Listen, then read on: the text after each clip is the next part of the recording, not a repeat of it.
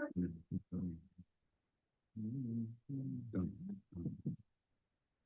right. Good evening, everyone. Welcome to our February 12th Portsmouth Town Council meeting. Before we begin, I just want to do the emergency evacuation procedures. In the event of an emergency, you have two doors on your left, another door at front of council chambers here. We would exit the building, cross Middle Road, and wait for further instruction at the school administration building. If we could now please stand for our pledge of allegiance and a moment of silence for our men and women serving in harm's way. Pledge allegiance to the flag of the United States.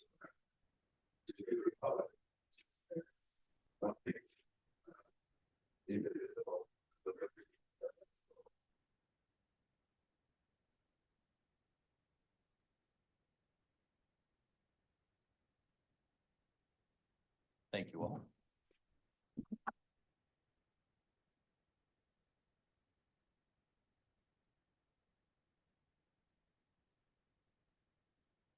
Okay, little more housekeeping. We are live streaming this evening. Those of you that are participating remotely via Zoom, there's an icon that you can click on to indicate you have a question. If you're calling in, *6 will allow you to mute and unmute your phone, and *9 will indicate that you have a question. Anybody participating remotely or in person tonight, please state your name and address for the town clerk. And we will begin with our roll call. Mr. Katzman? Here. Ms. Abbott? Here. Mr. Gleason? Here. Mr. Hamilton? Here. Mr. Levesque? Here. Dr. Ryan? Here. Mr. Aguirre? Here. Okay. President's executive summary. Just prior to tonight's regular council meeting, we did have an executive session. Both were under Rhode Island General Law 42-46-5A1, regarding personnel. Two separate items. The first agenda item was with respect to the town administrator. The vote was 5-1. The second one was just another personnel matter, and that vote was 6-0. I'm just reporting out the votes. With that, we will move on to our consent agenda. Move approved as presented. All those in favor? Aye. Opposed? Motion passes 7-0. Next, we'll be sitting as the Board of License Commissioners. First item, it's a private detective license, new. Mr. James Hull, 50 Mintwater Brook Lane. Move to approve. Second. All those in favor? Aye. Opposed? Motion passes 7-0. The next two, three, I'm sorry. It's a Class F daily liquor license, entertainment license, and a particular license, specific event with a fee waiver request. These are all for related to the St. Barnabas Church Annual Festival, 1697 East Main Road, be held between June 21st and June 23rd of this year. Move to approve. Second. Can I ask for a division, Mr. President? I'm not going to vote for the fee waiver. Sure. On number 4. Okay. So let's deal with the first two, which is the Class F daily liquor license and the entertainment license.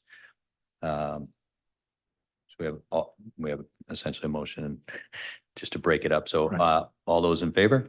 Aye. Opposed? Motion passes 7-0. And then on the particular license, special event with fee waiver, all those in favor? Aye. Opposed? Opposed. Okay, so the motion passes 5-2. Mr. Katzman and Mr. Levesque were opposed. Item number 5 is a peddler license, a mobile food establishment, new, Abner Albano, DBA 12 Taco More, 690 Oaklawn Ave, Cranston. Move to approve. Seconded. All those in favor? Aye. Opposed? Motion passes 7-0. Move to adjourn as the Board of License Commissioners. Second. Echo. All those in favor? Aye. Opposed? Motion passes 7-0. Next, we have minutes from our January 22nd meeting, town council meeting. Move to approve as printed. Second. All those in favor? Aye. Opposed? Motion passes Mr. President, 7-0. Yes. point of inquiry. Now, is that flag behind us new? Is that the flag that the folks presented to us at that? That is. And it is quite a lovely flag, so thank them once again. All right. Let's move on to our tax vouchers. Request approval for tax voucher 2024-0212-01. So moved. Second. All those in favor? Aye. Opposed? Motion passes 7-0. Next, we will move on to our town administrator's report. Mr. Rayner. Good evening, Mr. President, Town Council, ladies and gentlemen. The Rhode Island Infrastructure Bank has reviewed Portsmouth's applications to the Municipal Resilience Action Grant Program for the Island Park and Portsmouth Park Stormwater System Improvements and the Mill Creek Restoration, Prudence Island projects. Unfortunately, they did not choose our applications. He's a musical fellow, isn't he? Is there a doctor in the house? During this grant round, the bank received over 40 applications totaling more than $52 million in requests, and they selected 20 projects for funding. We have been selected in the past for 3 projects. We met with the Rhode Island Infrastructure Bank today to discuss our applications, and we will apply the feedback that we received to our applications that we intend to file in the spring. The Rhode Island Office of Energy Resources, OER, through the U.S. Department of Energy and the Infrastructure Jobs Investment and Jobs Act is making available formula funding to municipalities across the state via an energy efficiency conservation block grant program. Cities and towns can apply for funding to support the reduction in fossil fuel emissions, reduce energy use, and to improve energy efficiency of our facilities. Portsmouth is eligible for a minimum of $41,000, and we will submit an application prior to the February 1st due date. The Rhode Island Department of Energy Management, DEM. Can we go back real quick? Sure. Did we, March 1st, right? Because we're late if it's February 1st. No, the application date is February 21st. Okay, you said first. Did I say? Okay, just wanted to I be stand sure. corrected. Otherwise we missed it. 21st. Okay. Thank you. The Rhode Island Department of Energy Management, DEM, will hold a public hearing to consider South Coast Wind Energy's application to install, operate, and maintain underwater power cables in the Saconnet River and Mount Hope Bay.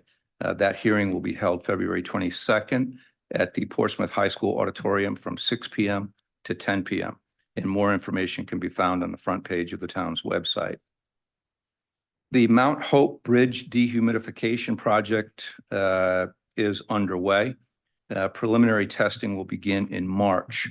The preliminary testing phase is scheduled to last approximately 11 weeks, beginning March 11th and ending before Roger Williams University's commencement. The Rhode Island Bridge and Turnpike Authority consultant and contractor will use one lane of the bridge between the hours of 9 a.m. and 3 p.m. Monday through Thursday and 9 a.m. and 1 p.m. on Fridays. The construction of the final project is expected to begin in the fall of 2024 and spring of 2025, depending on the timing and results of the public bidding process. The project is estimated to be completed in March of 2028. And while lane closures will be necessary sometimes, much of the work will be done up on the cables so that traffic lanes will be fully open once the scaffolding is in place. The Rhode Island Bridge and Turnpike Authority expects that the dehumidification system and other initiatives that they're pursuing will extend the life of the bridge by 50 to 75 years. With respect to the our search for an assistant recreation director, we've completed our extended search. And a final interview was conducted 2 weeks ago, and we expect the position to be filled in the next 2 weeks upon completion of required background checks. We had a positive meeting last week with DEM to discuss the status of our current memorandum of agreement regarding an agreement to resolve alleged violations of the Rhode Island Water Pollution Act and RIDEM's water quality regulations. This is the MOA that led to our wastewater management ordinance. Portsmouth has adhered to the conditions of the MOA and has made significant progress in the elimination of cesspools and failed septic systems. At the meeting, we agreed that we should focus our current efforts on the remaining systems in Island Park and Portsmouth Park. The processing of CISLIP loans is taking more time due to administrative changes at Rhode Island Housing, and that has created a backlog of applications waiting for approval. So to help finish in those two neighborhoods, we will prioritize CISLIP loans in those areas and then extend the timeline for replacements in the remaining area of town so that those people don't get harmed. So in other words, we'll be concentrating in those two areas, but the people in the rest of town who will actually have to, at a later date, replace their cesspools and failed septic systems, they'll have access to the CISLIP loan program as well. I'll update the council once we work out the details with DEM. With respect to the budget, we've completed our first round of budget meetings with all the town departments. Civic support requests have been received. The finance director and I have finished our first budget draft. We will conduct a second round of department budget reviews next week. The school committee will conduct their first of 3 budget reviews tomorrow night at their school committee meeting. And my intent is to submit my budget proposal to the council on March 29th. Additionally, Town Hall will be closed next Monday, the 19th, in observance of President's Day. And also Town Hall and the transfer station will be closed tomorrow. The governor, just prior to me coming down, issued a press release. State offices will be closed tomorrow. There is a trailer travel ban that's been instituted for tomorrow. And the governor's office is urging everybody to stay off the roads from 9 a.m. to 6 p.m. tomorrow. And then lastly, sadly, Public Works retiree Richard Matthew passed away on January 28th. He was known as Richie, and he began his 32-year career with the Public Works Department in 1972. He was promoted to foreman in 1998 before retiring in 2004. He was a proud Army veteran and a lifelong resident of Portsmouth. He was known for his strong work ethic and his commitment to Portsmouth and his job. He was admired and respected by all who worked with them, and our deepest sympathy is extended to his friends and family. That concludes my report. Mr. President, just one thing. The school committee has canceled their meeting for tomorrow, and it's going to be on Thursday at the high school. Thank you. Yes. Mr. Rayner, the notice of violation, was it this year that they were supposed to have their septics done? You know, I know they're having the CISLIP problems, but. Correct. I think, actually, I think it's by the, Todd's not here, but I actually. 2025. Yeah, I think it's by the 2025. But the issue that we're running into right now is that the CISLIP loan applications right now are being approved at about 2 a month, which has created quite a backlog and obviously frustration for the people that need to get these systems replaced or refurbished. So we felt it was necessary to sit down with DEM. Let's discuss the MOA, what our status is, and what can we do to help those 2 neighborhoods, which really were the thrust of this MOA and the notice of violations from the beginning back in 2014, I believe. And it was agreed that we would concentrate on those 2 areas first. And while their deadline still remains 2025, we'll extend the deadline for the rest of Portsmouth out so that those people don't get pushed out of the queue for potential CISLIP loans. Thank you. Thank you, Mr. Rayner. Okay, we're going to move on to the resignations and appointments. Yes, Mr. President, I move to appoint Courtney. Sorry. Halverson? Thank you, Halverson. We have a motion and a second. All those in favor? Aye. Opposed? Motion passes 7-0. And I, Mr. President, I move to reappoint Mr. Weber. Ms. Weber. Ms. Ms. Weber. Ms. Weber, yep, Excuse me. yep. Motion and second. All those in favor? Aye. Opposed? Motion passes 7-0. Next item is old business, which is the proposed short-term rental ordinance changes. This is really here for discussion to put on for a public hearing. We can schedule a public hearing anytime. We get the first draft of the budget in the last meeting of March, correct? You'll get it March 29th, the budget, is that what you're saying? I could try to get it to you earlier. No, we're not That- gonna have a discussion on the 26th, so we can either schedule this on the 12th, 25th. Mark. It's your calendar. Yeah. So we need to advertise 3 times Mm-hmm. for it. So then let's do March.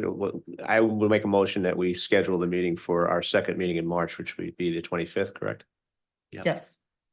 I'll second that motion. Do you anticipate that this will be a regular council meeting? Yes. And will accommodate whatever? Okay. I think it. So we have a motion and a second for the scheduling of the public hearing for the proposed short-term rental ordinance changes. All those in favor?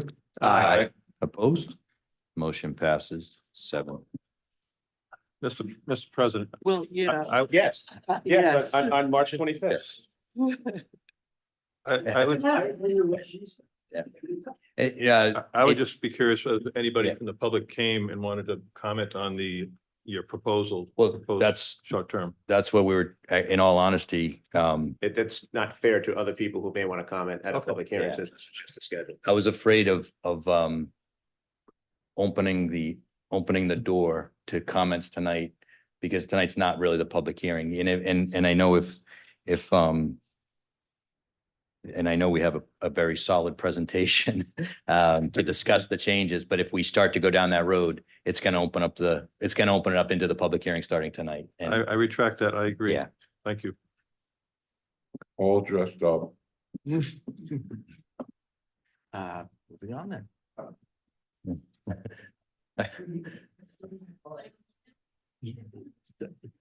yes. Well, that would be up to Mr. Rader. Yeah. No, I just. Oh, there you go.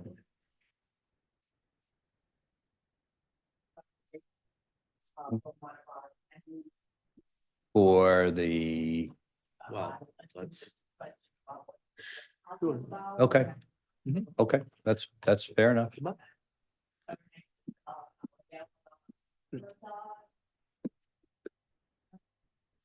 Hey, can they hear us? Or is it a type, is it, Just a- Can we hear it's that? in the chat or? It was both. No. It was in a chat and her first question. the first Ariella, questions were can answered. you hear us? But I'm going to give you permission to speak. Yes, I can hear you. Can you hear me? Yes. I am sorry to jump in. I understand that you're already scheduling a public hearing and I will save a majority of my feedback for that hearing.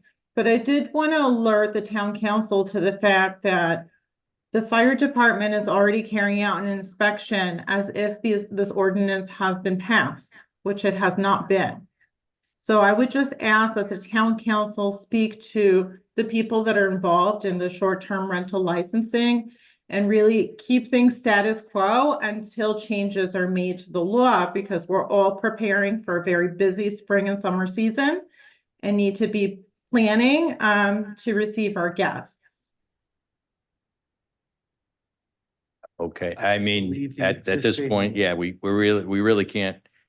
I heard you, but we really can't take any action on this tonight. We're gonna reserve any discussion for the public hearing. Absolutely, I I understand just, that. if there's I'm a not rebuttal, asking it's gonna- action to be There is a taken. I'm rebuttal. asking the current ordinance to be. I, no, followed. I understand. I understand, and I think our town administrator has a comment. Yeah, Okay. I mean, I'll defer to the chief, but the current ordinance and the recommendations that were studied by staff, that's one topic. I think what's being referred to here is the fact that the fire marshal, under the current state fire code has to look at these units as a whole and apply the law as it currently exists in Rhode Island. That has nothing to do with the short-term ordinance. That is in accordance with the law as it stands now. And obviously this has come to our attention during our study since October. And I'll defer to the chief. Okay. Good evening, Council President, council members. I don't know how far you want me to go. I have my whole speech here. I just want to know if, Okay, under the current ordinance, you're administering what you need to do in accordance with the current regulations, current laws and state laws. And that's really, even if that supersedes our current ordinance, that's what you're doing. the current ordinance, and there's no projected change right now, Mhm. requires the fire department to go out and inspect for smoke alarms and carbon monoxide detectors.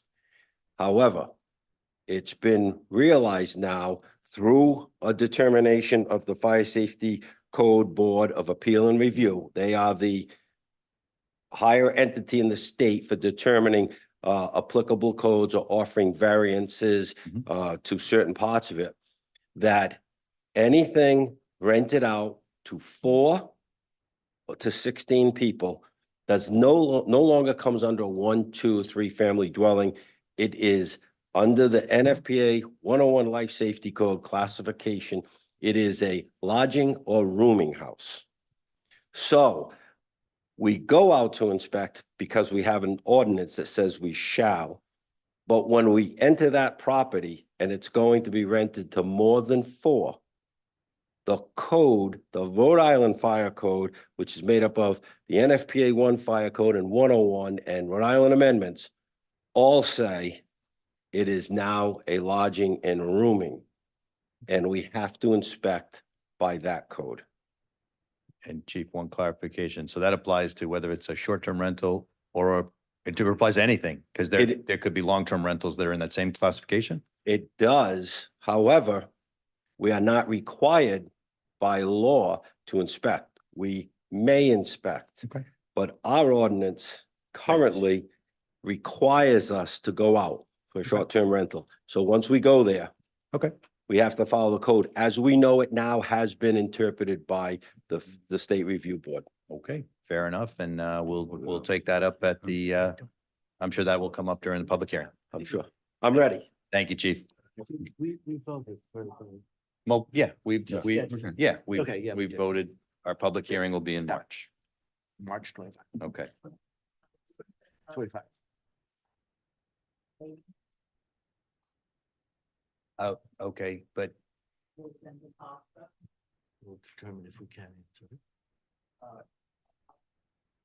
yeah, but if it's, but again, if it's about the specific ordinance, we're not going to be able to respond. Hello? Hello, yes, my question was for the chief, but I guess he's done speaking or? What's your question? So my question is in regards to the changes that were just spoken about with the 4 to 16 guests as a short-term rental host. I guess like Ariella had mentioned prior to me, we're all a little bit confused as to, is that applicable now? I mean, we haven't gotten any, sort of documentation or word that is actually in effect. And then my second, aspect to that question is, why is Portsmouth interpreting the fire code as 4 to 16 when Newport just implemented the same changes and they interpreted it 6 to 16? Why is Portsmouth interpreting the fire code differently than Newport did? I'm going to allow the chief. Point of order, Mr. President. We are not talking about this issue right now. As the chief has pointed out, our ordinance says we have to go out Right. on the short term, and the chief has indicated that the statewide board that covers these things for fire safety says that if in fact it is, what is it, 6 to 16 or whatever? Well, I would like to clarify that. Okay. Sure. Pretty clear. But and then this will be pretty much it. But thank you, Yeah. Chief. So one thing I would like to get out in the open right off the bat, it is not Portsmouth interpreting the code. Okay.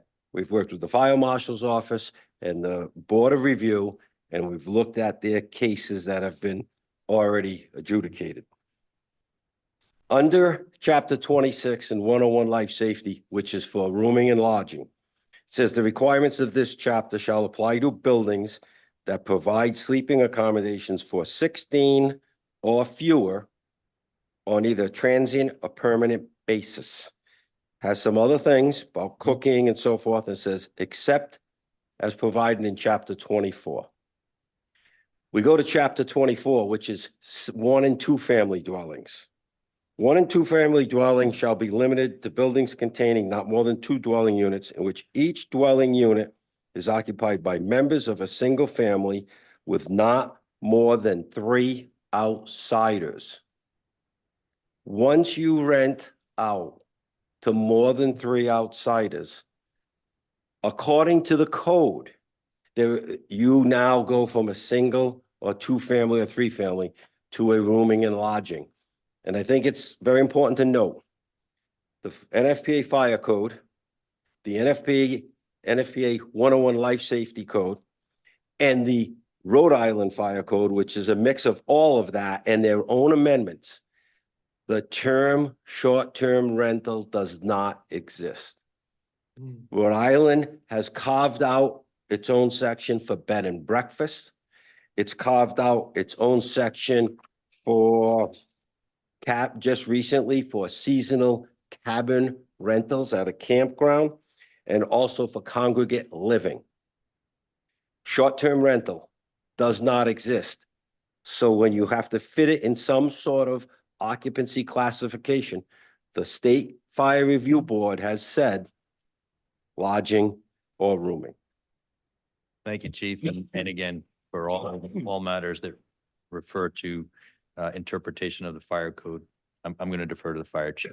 So we're going to just cease any more discussion, and we'll schedule it for our public hearing in March. Okay. Let's move on to new business number 1, which is the solid waste recycling study committee update. Hi, good evening. My name's Ehorst Slabicki. I live at 35 Hathaway Drive here in beautiful Portsmouth, founded on a compact of 1638. And I'm the vice chair of the Solid Waste and Recycling Committee. The Solid Waste Recycling Committee is mandated for 11 volunteer members. At present, there are 5 members. They are Paul Barandarian, who's the recording secretary, Jason Spitalnik is a member, Thomas Gorski, a member, Ehorst Slabicki, myself, I'm the vice chairperson, and Robert Kitteridge is a member. The Solid Waste Recycling Committee meets on the 2nd Wednesday of the month at 7 p.m. in the town hall here upstairs in the Portsmouth conference room, the Portsmouth room. The plan for a typical year consists of 10 meetings. We typically do not have a meeting in either July or August or in December. For 2024, the planned meetings are January 10th, February 14, March 13, April 10, May 8, June 12, July 10, August 14, although that is one of the meetings usually deferred, September 11, October 9, November 13, and December 11, although that is also usually deferred. The Solid Waste Recycling Committee provides suggestions, comments, observations, and reviews about solid waste and recycle process and trend in the town of Portsmouth to the residents of Portsmouth, the town council, Department of Public Works, the transfer station, and the town recycling coordinator. It also follows trends in local, national, international venues, report on these, and borrow good ideas that can be used in town. In the last fiscal year, 2022-2023, the Solid Waste Recycling Committee submitted the Solid Waste Recycling Committee Advisory Brief, September 26, 2022 for presentation to the Town Council. I'm advised with the Department of Public Works and the Town Administrator regarding the RFP for hybrid curbside pickup of waste, trash recycling on the transfer station. Monitored transfer station sticker sales via Department of Public Works. That's with Paul Rodrigues, who's the deputy with the Department of Public Works. Attended town council meetings on November 14, 2022 and May 22nd of 2023 regarding hybrid collection, curbside collection RFP. Discussed possible sites for food waste bins as part of a composting program. Ihor Slabicki took part in the Ryrick municipal full facility tour in June of 2023. And the committee monitors the Ryrick monthly reports for town waste and recycling rates. Ryrick lists Portsmouth as one of 13 quote municipalities serving households through our transfer station, and our residents have the option to hire a private trash President, and recycle hauler. Yeah. So are you reading the correspondence that you sent to us? And Most of that it, really isn't my point. This is an issue that is going to come back before the council. There are recommendations here, I believe, for what we should do in the future. We are not considering that matter at this time. That matter is scheduled, I believe, for another public hearing some point in the future. So I would like to make a motion that we receive the report and place it on file and be sure to bring it up at that meeting that is to discuss the transfer station viability into the future. Okay. Mr. President, I'll second that motion. if you don't, so just back up a little bit, just as a reminder, one of the things that we discussed was having each town council appointed committee come before us, give an update of what they were doing, and that's what Mr. Slabicki is trying to do tonight. It isn't about anything specific. It's updating what the solid waste recycling committee has accomplished. We should give them feedback as what we expect from them, et cetera, them to be followed by other committees in town. We're doing work for Mr. the Gleason, citizens. I have absolutely no intention to sit here and have every group come in with a 6-page report and read it to me. Okay? I was not here for that time. By the way, none of these committees are filing anything with the Secretary of State, the minutes or anything like that. Should be. None of them are doing any of that activity. So you want us to sit here and essentially, and all due respect, it looks like you did a lot of work on it. Besides the 6, I have 2 additional pages. And I don't, the other, in all we also- sincerity, we also- sir, I do not care. No. Because Thank you. I think this is an inappropriate time for this discussion. It is a discussion about this issue, which is one of great concern to the town, and we shouldn't be discussing it tonight. That's a violation of the law as far as I'm concerned. I don't know. Um, The other, I do want to add that we do file with the Secretary of State in terms of agenda and meeting minutes. Well, I saw that you had your yearly planned meetings. So that is part of the obligation of state law. Right. I will tell you, I've looked at all of them, and you may be the only one. I haven't actually looked at yours. So I'd just like to interject here, and I do understand both concerns from counselors. I mean, it's important that we get feedback from our committees. I think from the information if this information was put before us, if you had a brief summary of it, that would be great. Or if any counselor has a specific question about the information, that would be our opportunity to ask. But I mean, yeah, I really think having you read all of these 6 or 8 pages, I mean, we have the information, it's good information. And if counselors have questions, you know, this would be your time to ask. Yeah. But I would agree. I don't think it's relevant for you to read everything. I mean, we've read it. But I'll open it up to other counselors just to get your feedback. If I could just, you know, I started this thing, I think Yep. it's a worthy cause. I had no idea what each committee is going to do. Mhm. It might be the same thing, 8 pages, 10 pages, or just, you know, off the cuff. I was hoping that we could give people feedback rather than beat them up and say, we don't want this, and give you our expectations. Maybe we all have certain expectations of the EDC, of the recycling committee, of the Conservation Commission. All these people are signing up and doing work for them, including this gentleman here. Point of order. And I think. No, one I of the do things- not want committees telling us what we should do about a policy issue. I don't want the Harbor Commission to have the come floor. in here.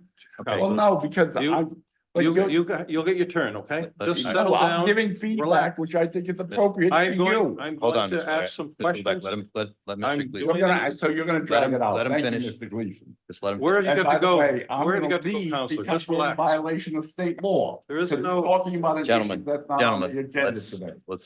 let's stick to, I would like to Where, just, where I was headed with this before I was so rudely interrupted, Okay. and you're wasting my time, sir, is that I would hope that we would encourage people to join our committees, but if we're gonna sit here and beat everybody up and interrupt, it And isn't you're right, suggesting sir. I'm okay? beating him up. Did So- you feel I was beating you up, sir?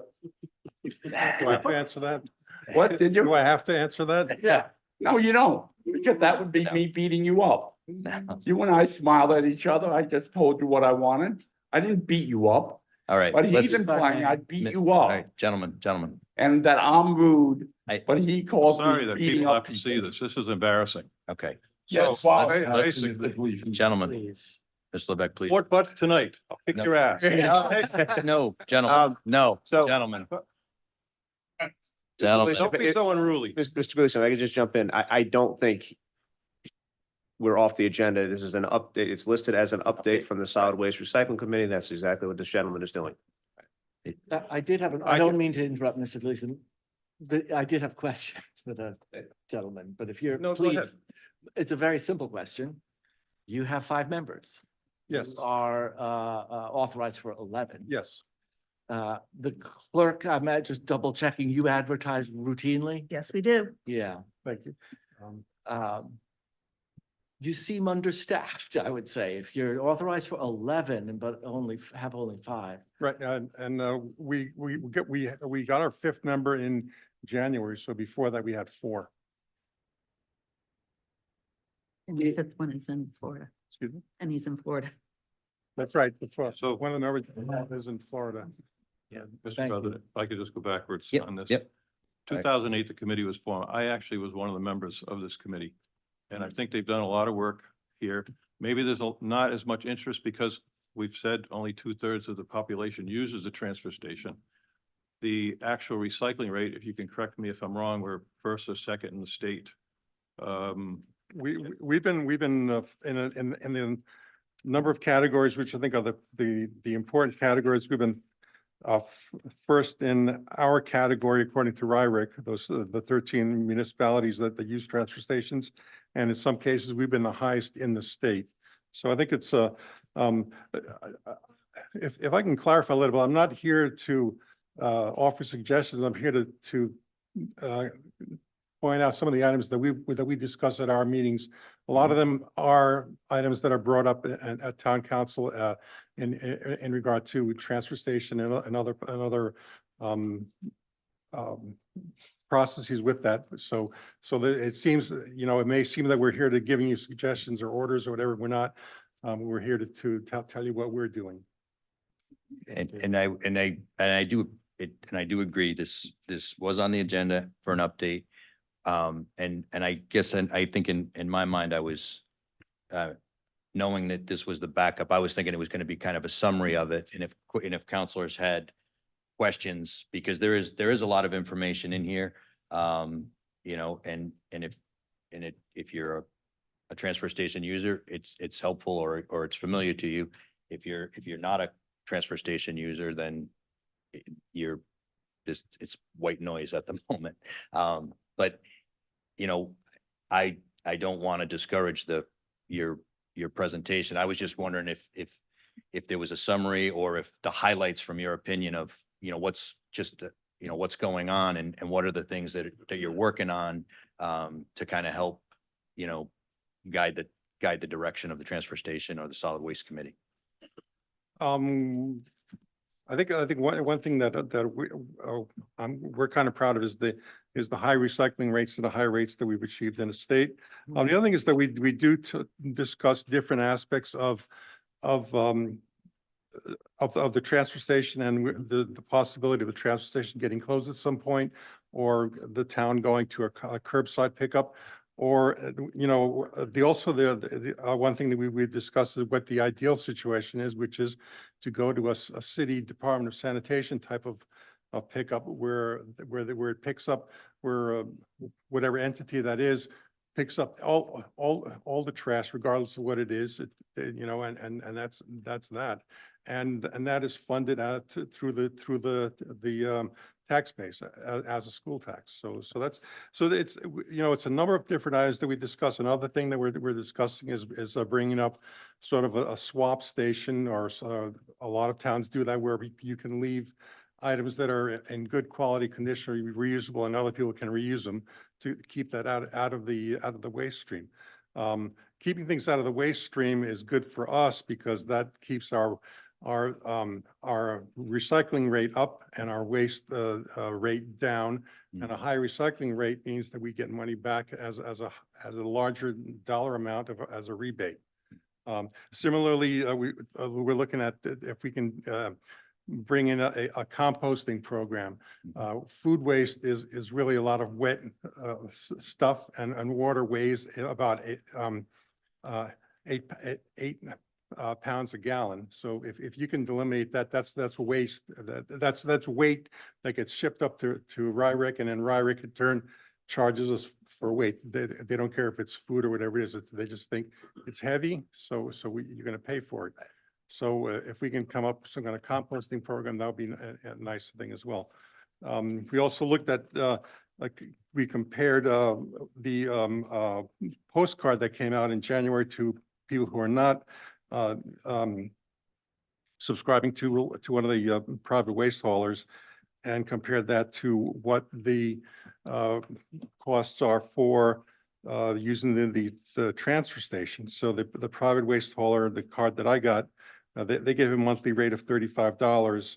And if you compare that, to, if you bring that up to 18 months, their 18-month rate would be $630 versus $385 for a transfer station sticker. And they, for example, they talk about bulky waste, that they will accept bulky waste. Unfortunately, you have to deliver it to their facility in Newport. And all those, and all those issues, I mean, those things have been well vetted at the council meeting. Right. So what, And I mean, I'm more it's- curious about the things that don't get discussed at like the Save Our Transfer Station meetings that Right. were held. I'm more concerned about, you know, things that are going on at the, you know, what you see as opportunities there, what you see as problems there. I mean, the one thing, composting is a Well, great, I So what was Wait, the conversation can I- about composting? actually, What- could I finish? I wanted to finish one thing. So, Oh, I'm sorry. yeah, I just interrupt no, people. it's all right. What I do. No, it's on the line of the recycling. I mean, the solid, the composting. You know, one of the things that we've always wrestled with is the amount of yard waste that that's generated by essentially 2,000 to 2,500 users. We seem to generate more yard waste Right. than the entire town. So one of the things that I'm curious if there's if the committee has looked at that or has identified any trends, anything, is that something you guys could look at? Because it just seems odd. It's a very high number. We're able to borrow yard waste caps from other. No, I towns, know, and but, so we're what's covering it. generating the waste is kind of more of my concern because I mean, I, 2,500 users to generate that much yard waste is alarming. I have no idea. I mean, we have not come up with a reason why there's so much of it. Okay. I mean, people take care of their yards. I guess that's the reason, but No. it seems to be higher than other municipalities because we're able to borrow from their caps and they don't have any problem with what Yeah. they're doing. So. No, I mean, that just has always been one of those things that kind of stuck out at us and Yep. we've never really found a reason to it, but I'm curious if that's something that the committee could look into and come back, you know, maybe something, because that does affect the functionality down there and it's one of those things. Well, and Mr. in Levesque. addition, I mean, you can, because I do composting, I believe, Mr. Gleason, you compost. Yes, also. I do. And so a lot of times what you need is the food stuff and some wood or something like that. Has the committee looked into whether or not there's any place, and how we might do that? If there's a place that might, or would you like to look into? We've looked to one we've looked into, this, organization called Black Earth Compost that does composting with municipalities. And so it's a question of finding a place either maybe at the transfer station where users can drop off food waste that can be composted, or some other, location in town where it can be done. For a while, there was a bin I believe at Clements, and that got, that's no longer there. So there's been attempts, and then they seem to die out. Wasn't there something on Jepson Lane for a while where somebody was doing composting? Black Earth does compost pickup in town, so you can have a bin at your house that they will pick up on a bi-weekly basis. They used to have a drop off at the Green Grocer. I don't know if they still do, but they have expressed interest in having a drop off bin at the transfer station if somebody wants to reach out to them and organize. Okay, thank you, thank you. I could clarify. I think we're talking two things, compost on a small scale as opposed to yard waste. I don't think that black. No. Organic. Yeah, no, they don't. They're Two gonna, they're not gonna separate take things, those. but- Yard waste. But I think the point about if we could eliminate some of the compost from going that people are throwing out by going to an alternative composting, it reduces the weight, and it's all based on the tonnage, Sure. the tipping fee. So, That's right. you know, this is kind of the discussion I was hoping we were gonna have. So I'm glad you were able to stick through it. Sorry for the That's, bump in the road, but that's fine. I think I have a couple of questions. sure, absolutely. So first off, that leads to another good thing they're doing is by getting rid of this compost or yard waste, is it considered a diversion? And we have a high diversion rate in the state. You would agree, right? Right. So I would like to just say that I would have rather had seen this discussion at our last talk when we were talking about recycling and going curbside. It would have been more appropriate, and I did ask, but it just wasn't phased in properly. It would have been better to address that at that present time. So I apologize. It was not my doing. I didn't schedule this, and I appreciate them coming forward because this is non-mandatory. They have the choice of saying, yes, I'll come speak, or no, I don't want to bother. But one question and just one thought of something you might want to look into.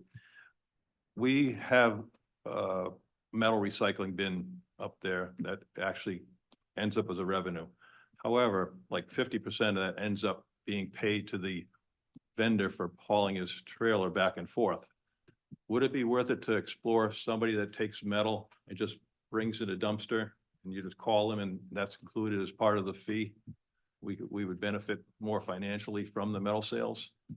We Just can something look to think into it. about. I think, I'll have to talk with the DPW because I seem to remember that coming up in the discussion that we can get a lower rate.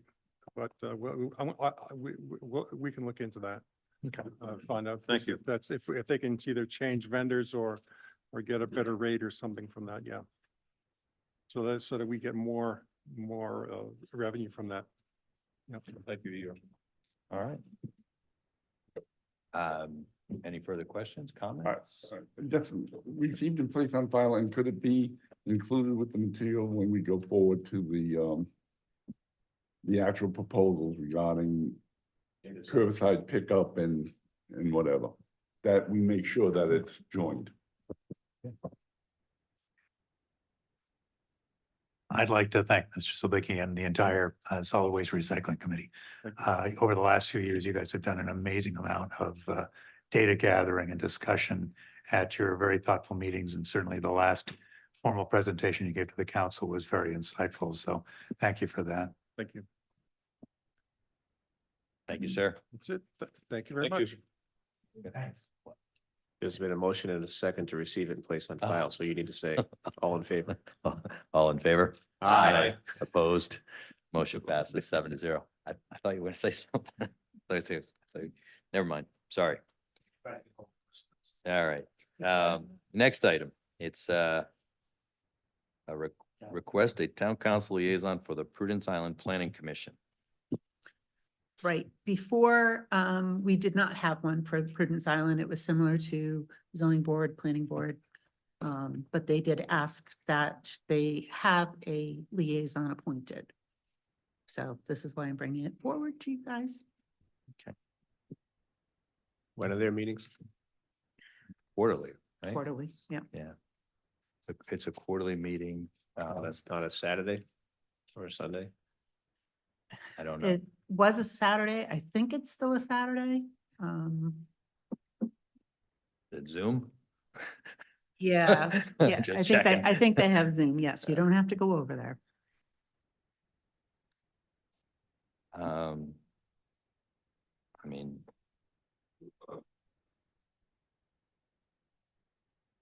Can the president appoint someone? Is that what you're saying?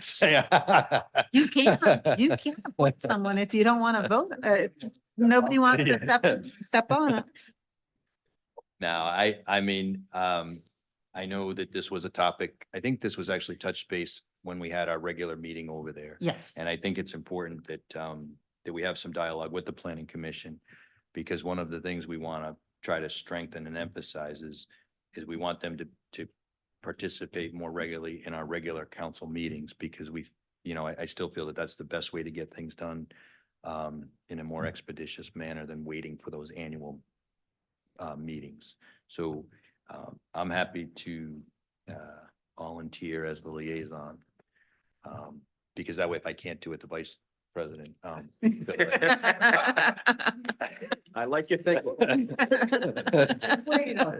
I know you have to fill in for me at times, but no, I will, it's quarterly, so I will try More than to, 4 times a year. yeah. No, I'm okay with being the liaison. I just need to know when the next Okay, meeting is. Yep. so we will, I will let them know. All right. I think, it's, again, we stressed to them the importance of the participation, and I want to try to build a bridge to get them a little more involved with our regular. Ooh, that'd be Yeah. really expensive. Yeah, there's no funding. Let's move on to item number 3, which is the presentation of our fiscal year 23 audit. We have Ms. Shahadi from Shahadi Hague Shahadi, or Hague Shahadi. I'm sorry. There's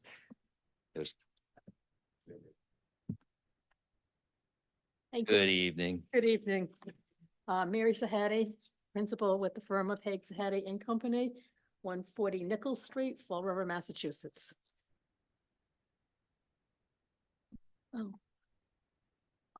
I guess. There we go. So we have, or I'm assuming everyone has a copy of the financial statements along with the uniform guidance report. So I'm not going to go through the 216 pages of the report. I will just do, I will just do a few of the highlights for you. Sure. So the report is set up exactly as it's been set up in the past. So based on the fact that you have what's referred to as an annual comprehensive financial report, your first piece of information included in the report is the transmittal letter, and that letter is written by the town. Secondly is the organizational chart, right? Hasn't changed.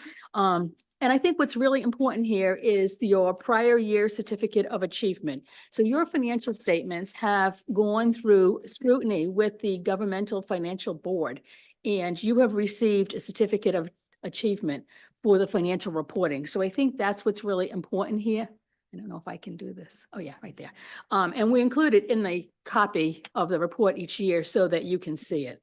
And again, this is something that after the town does their work on the financial statements and we opine on the report itself, this goes out to the Government Finance Officer Association, goes to random people throughout the country, and your financial statements are reviewed, and then a certificate, if warranted, is received, and the town has received the report again. In the report itself, in terms of what our responsibility is the report letters themselves, right?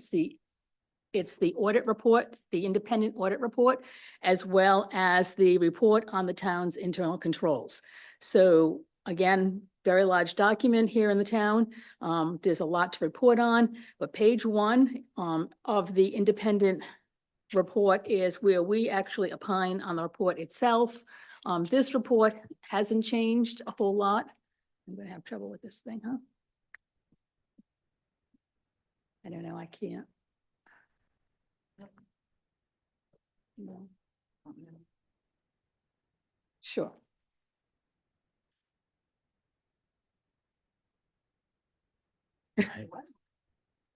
Oh, there we go. Okay. So don't press these. just Yeah, those. that's what I was doing, but that's okay. So again, if you recall back a couple of years ago. Oh, if you recall back a couple of years ago, the report letter over the years has extended in length. And so the AICPA has determined that the opinion letter or the opinion paragraph should be first. So you'll see here where we are opining upon both the governmental activities as well as the business type activities. And we include each major fund. So we'll see a little bit further back in the financial statements where we are reporting on your general fund and your unrestricted school funds as major funds. Your debt service fund is a major fund, but the majority of your other funds here in the town are aggregated as your non-major funds. The report continues on in terms of the basis of our report. One thing I want to bring to your attention in this year's report letter is the emphasis of the matter paragraph.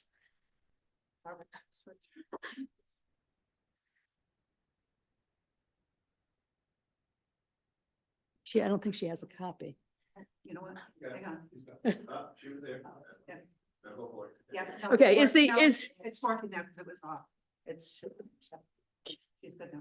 Okay, is the emphasis of the matter paragraph. So here is a paragraph that gets included in the report so that we can show any differences or opine upon any differences that occur in the fiscal, in this case, 23 report letter that was not included in your fiscal 22 report letter. So this is a new standard. It's standard number 94, and it has to do with the public-private and the public-public partnerships that have payment arrangements. And so here in the town of Portsmouth, we are really talking about the Melville Campground, where you have an agreement for $35,000 plus 5% of the additional gross.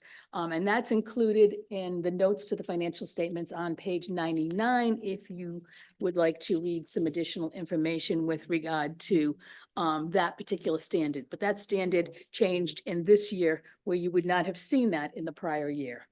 The report goes on and it talks about the responsibilities of both management and then, of course, the responsibilities of the auditor. So the auditor's responsibilities really is just to obtain reasonable assurance, right? So we're not looking at, and I know this comes up on a regular basis, but we're not looking at 100% of all the transactions.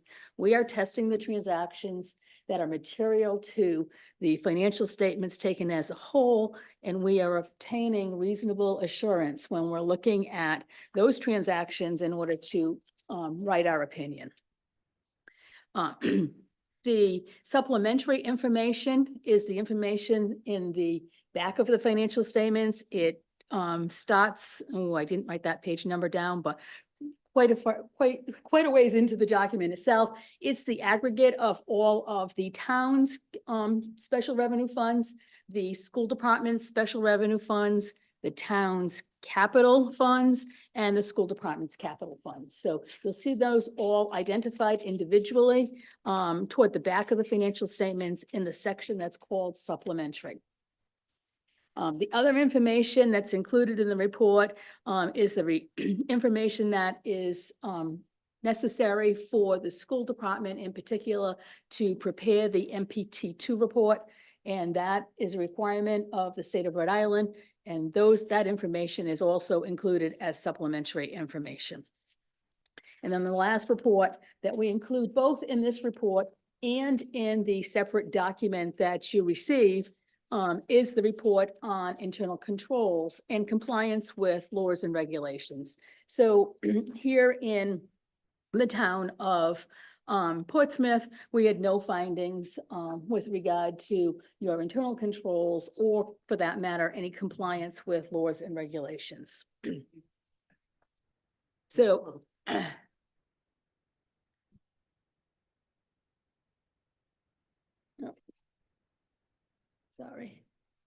trying to do this from here.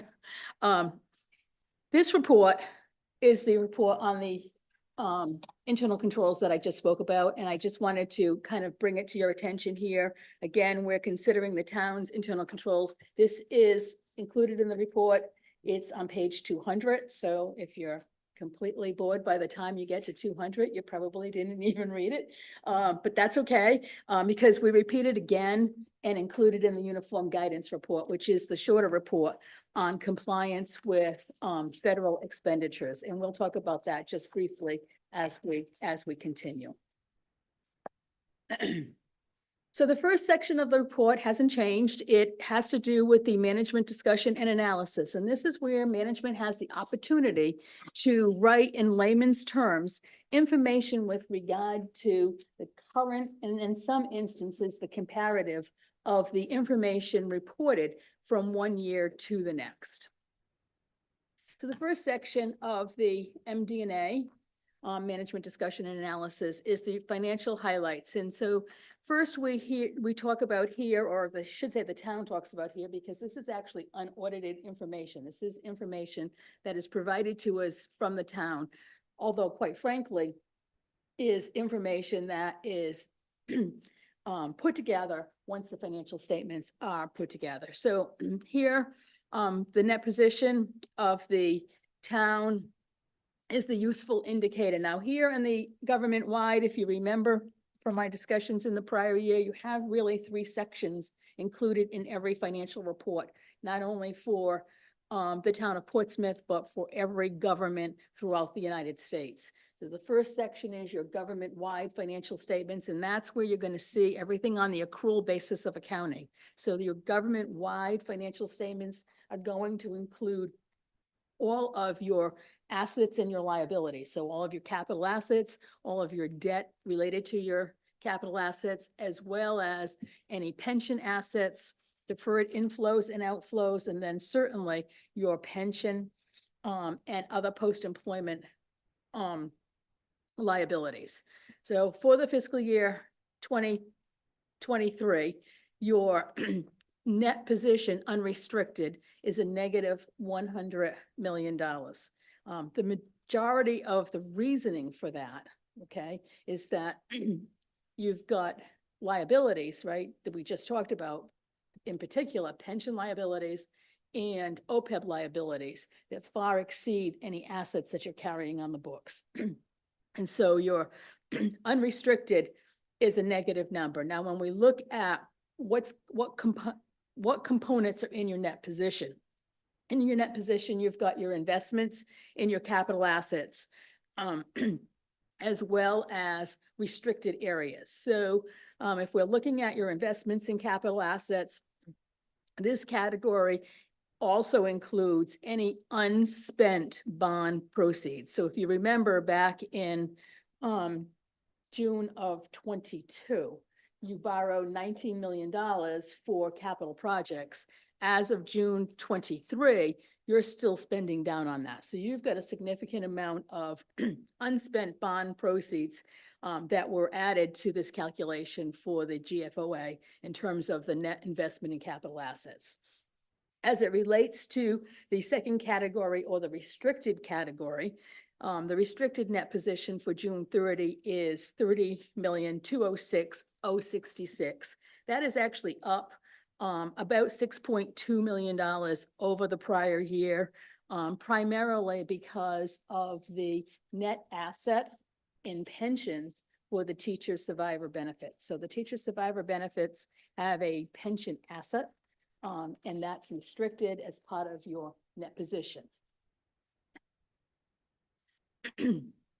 Your current assets and your other assets are $53 million. This is an increase over the prior year of about $3.6 million. Your cash and investments increased this year about $2.3 million, and your departmental receivables are up a little bit over $1 million over the prior year. As to your current liabilities are approximately the same. This year, your balance at June 30 for your government-wide is $4.2 million, where it was 4.6 the year before. And the difference really was the accounts payable. So accounts payable swing depending on, when those last payments get made and when those bills come in. So for the most part, we're really looking at the current liabilities not to have changed from one year to the next. And that is also true with your long-term liabilities. For your long-term liabilities, really what we're looking at here is a difference of about $1 million, and that's your payment, right? That's your principal payments on that debt for the course of, or during the year of 23.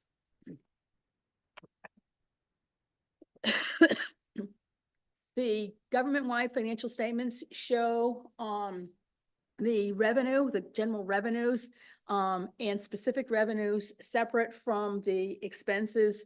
That format is slightly different from what you would normally see in terms of a profit and loss statement, which is what you see when you're looking at the governmental funds. But for the government-wide, your general revenues, including all revenues that are not program revenues, okay, were $65 million. The expenses that were presented by function were $78,579,000 for the year 23.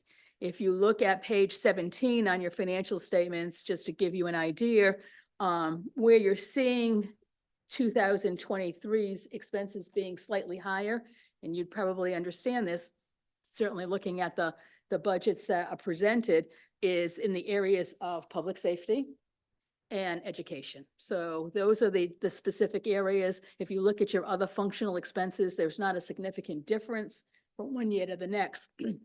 But the expenses for public safety and education were definitely higher. Now, the business type activities, we talk about that every year. That's basically your enterprise funds. That's where you charge for services, right? So those funds are really funds that are self-sufficient funds and they run more like a business. So really from 2022 to 23, there really wasn't a significant change except for the septic system loan program. And that increased this past year, or had expenses this past year of $351,000. Yes. Question as we go along. Sure. The business type activities, a little confusion on my part. If you look at your page 17, you also look at page 99. The Glen Manor House is listed on both as an enterprise fund and then as a public-private partnership. But the Melville Campground is not really considered as a business type activity on this page. Is there a reason for that? Is that something we do as a town? Exactly. It is something, it's in our town administrator could probably answer that better, but the partnership really has to do with the rental agreement where the funds themselves, the business type funds themselves, those are your enterprise funds that you have established over the years as a fund that is self-sufficient. So those funds are the funds that we're really talking about when we're talking about page. They are included on, well, their profit and loss is included on 25, and your balance sheet or your statement of net position, as it's referred to in governmental accounting, is on 23 and 24. I don't know if that helps. Not really, but does anybody else understand the difference? I just don't understand. Maybe Keith, you. Well, I just, the only thought process, because we changed the way we're running the Glen Manor House halfway through the year. Correct. And now that Russell Moran's running it, as opposed to Katie and Don were running it before, it was kind of more of an enterprise fund. Now it goes back. It should be reported more next year as similar to Melville is now, because now it's a contractual agreement. Okay. Less than that. Right, that Glen Manor House was an enterprise fund all the way up to the end of 2022. And beginning of 2023, became a public-private agreement with Russ Moran. So you'll see this reflected, obviously, in the next audit with the year ending 2023. That part makes complete sense to me, but I just don't know why the campground isn't listed as a enterprise fund. Do we call that something different? It's not an enterprise fund. Just a, what's, Yeah, we share in their profits. That's it. it's a profit share. It's, yeah, so that the second half of last year would be similar to what you see with the Melville. You won't see the enterprise fund for the Manor House anymore. Okay, I'll never thank see you. one for Melville. Because we have a concessionaires agreement with them. Right, because that's more of a concession agreement, exactly. Okay. So, moving on, the governmental funds, are on pages 19, and 22. 19 is gonna have your statement of sorry. On pages 19 and 22, this is where you're gonna have basically your fund balance that you always refer to, right? So you're combining governmental, fund balance is $34.5 million, where it was $33 million. That is where you see that 1.5, on page 22, $1.5 million worth of an increase. On page 21, $1 million of it, or 999, relates to your general fund. And your general fund, as you know, is your chief operating fund for the town. And we also show, as I indicated, the school unrestricted as a major fund, as well as the town capital project fund and the debt service fund.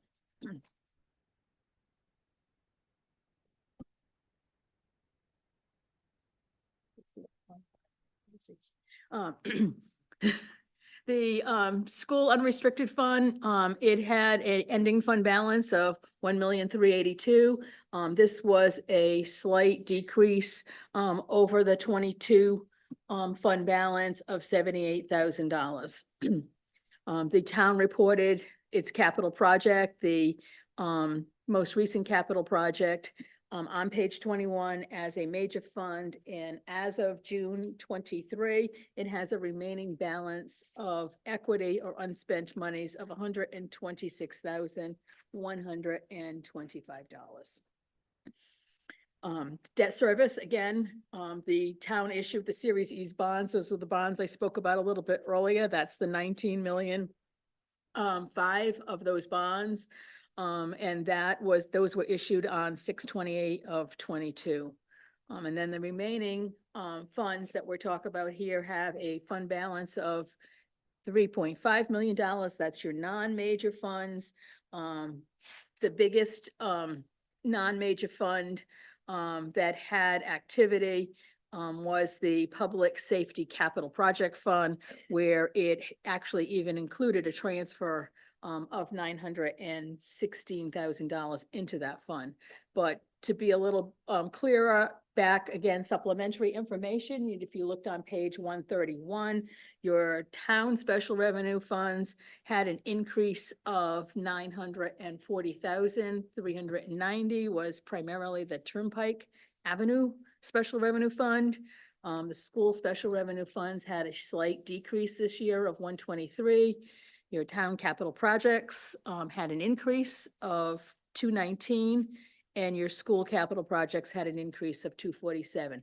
If you go back to page 131, you'll see the summary of each of those fund types, those located on page 131, and then following 131, you'll see the detail of each and every fund to look at. The capital project fund that has been. Oh,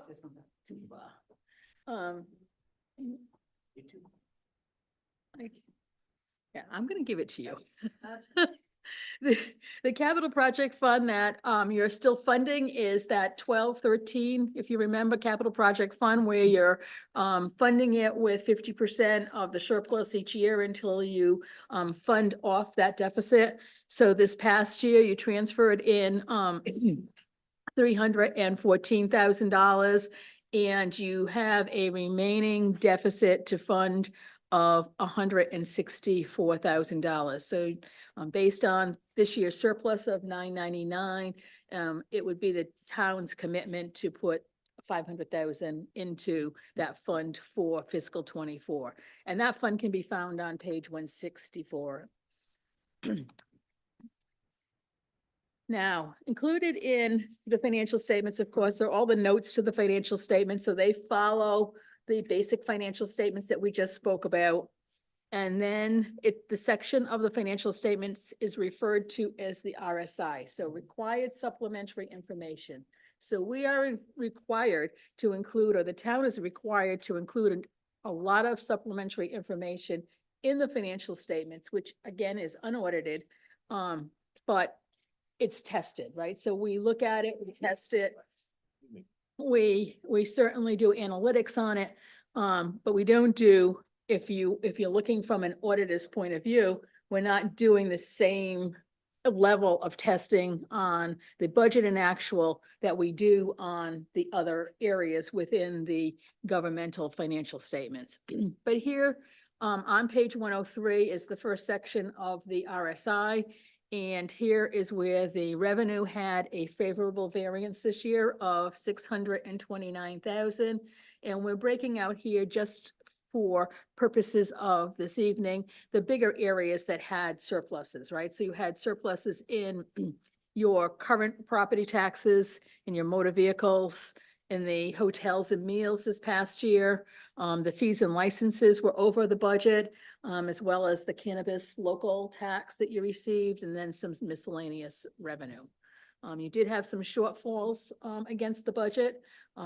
Those included your prior year taxes of 206.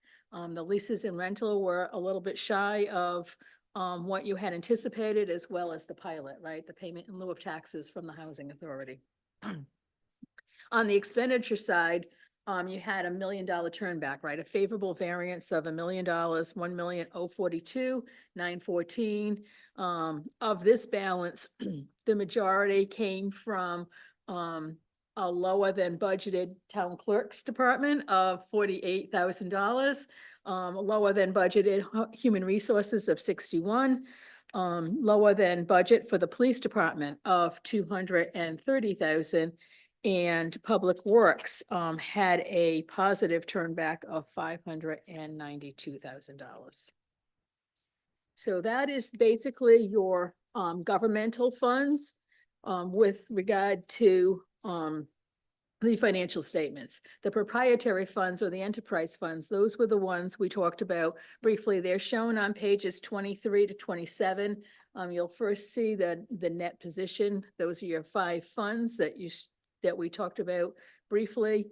On page, following the net position is going to be your changes, your revenues, your expenditures, and your changes in your equity, and then a cash flow analysis, right? So for purposes of proprietary funds, cash flow analysis are required where they're not required for your governmental funds. So here you have your 5 funds, the transfer station having a net position of 137,000.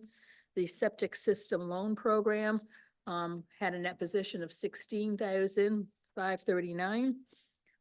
Glen Farm net position of 52,000. Glen Manor 0, so that's the one we were just talking about, which will be gone. And the Arthur Daniel home also has a 0 net position. Bless you. The fiduciary funds are presented on pages 28 and 29. Fiduciary funds for the town of Portsmouth include your pension and your other post-employment benefit trusts, as well as some custodial funds, which are funds that were established by the town where we're holding assets in custody for others. So you have a number of them. I won't read them all to you. They are here on the screen and they're certainly presented in detail in the document. As for the pension and OPEB trust, the net position for the pension trust is $65,241,964, which is an increase over fiscal '22. which was 60,256,000 or $5 million. And that is also true for your OPEB trust. Your OPEB trust had a net position at the end of the year of 2,351,627. That is also an increase over fiscal 22 of about $300,000.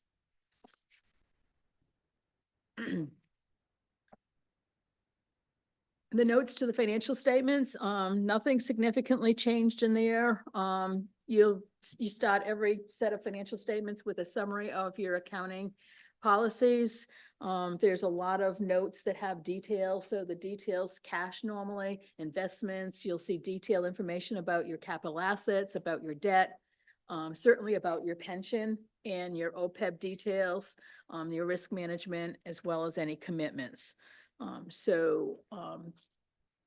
If anything occurred prior to or subsequent to the year end, we would also talk about anything that was subsequent. And in this case, there were no subsequent transactions that were material to report.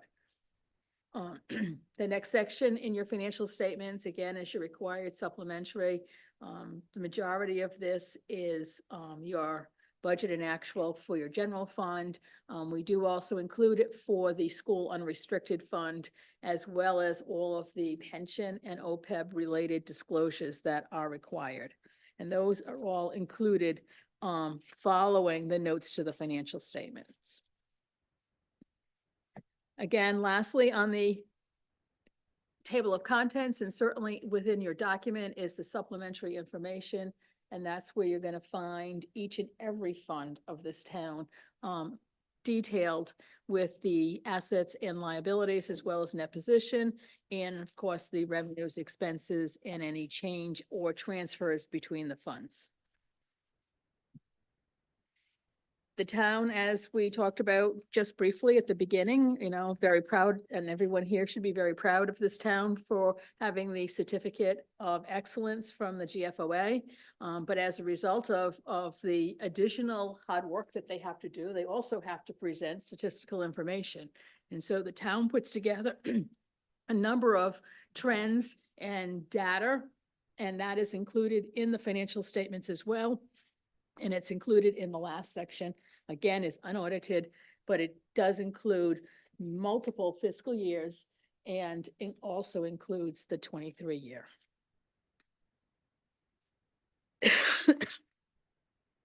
So that is really the summary in a nutshell of your annual financial, your annual comprehensive financial report. In addition, as you know, we also prepare a uniform guidance audit, which is referred to as the single audit. The town here expended about $5.7 million in federal money last year. You had no findings within compliance or internal controls over the federal dollars that were audited. The town is considered a low risk because they have not had findings. So as a result of being low risk, we're required to look at 20% of those federal expenditures. So this past year, just for your information, we looked at special education. So that is a cluster. So we looked at the special education grants as well as the SAFER grant. In comparison, we try to rotate these in a selection of what's referred to as the major programs. So if you looked at fiscal 22, in 22, we did the child nutrition program.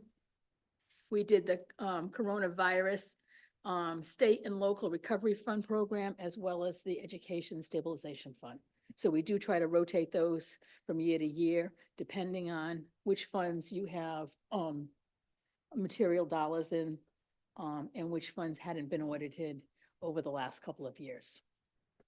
So that's all I have for you. If you have any questions, I'd be happy to try to answer them or get answers for you. As you know, it's a pretty big document and there's a lot of information to retain with regard to them.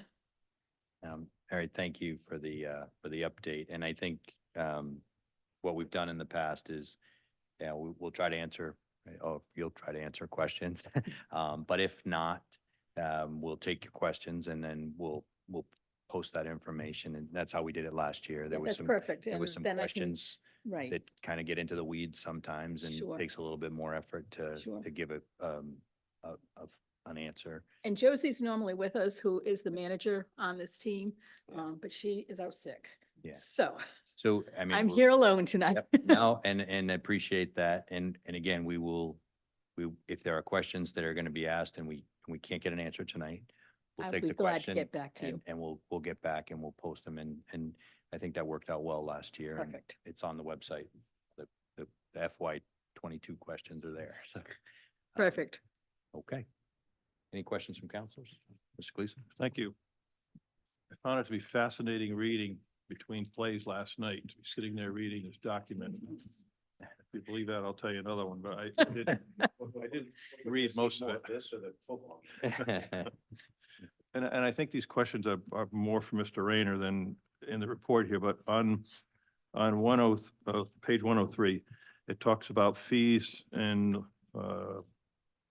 fees were up $88,000, but leases and rentals were down $79,000. And I didn't know if you knew the reasoning behind that. If you don't, you can get back to me on that. Yeah, I mean, I don't have the details in front of me. I'm sure it's related to recreation, but be happy to Yep. get an answer to you as soon as And possible. the other one is on page 105, which is really my question that's more school related, is the categories that were over budget were school salaries, benefits, and purchase services. Just looking for an explanation on that. They're actually under budget. Under budget. Those are under budget. Yeah. Right. So I'm reading it wrong. Salaries, yeah, Correct. salaries, benefits, and purchase services are all under budget. Over budget was 37,000 for supplies and materials.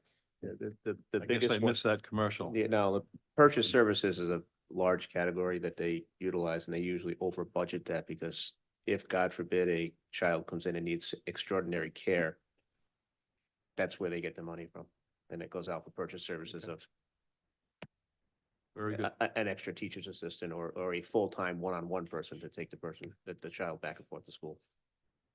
So they usually have extra money in that. And last year happened to be a good year. We didn't have any extraordinary needs kids added into the system. Sure. So that's where that balance comes from. Got my answer on that one. Thank you. Any other questions? Counselors.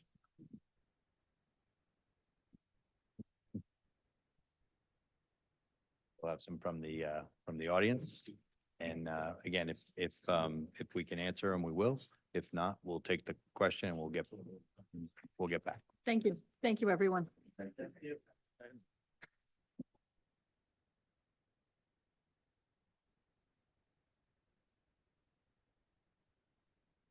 Hello, Tom Grebe, 110 Thayer Drive, and I want to thank Mr. Aguirre for setting me up perfectly. There was a question about the financial report last year, which was not answered at the meeting. It concerns the two capital project fund balances, both being negative numbers. That, of course, should not occur. The answer that was later provided read in part, and I quote, "The deficit, the town capital fund, in the town capital fund is due to an accounting error." Got that?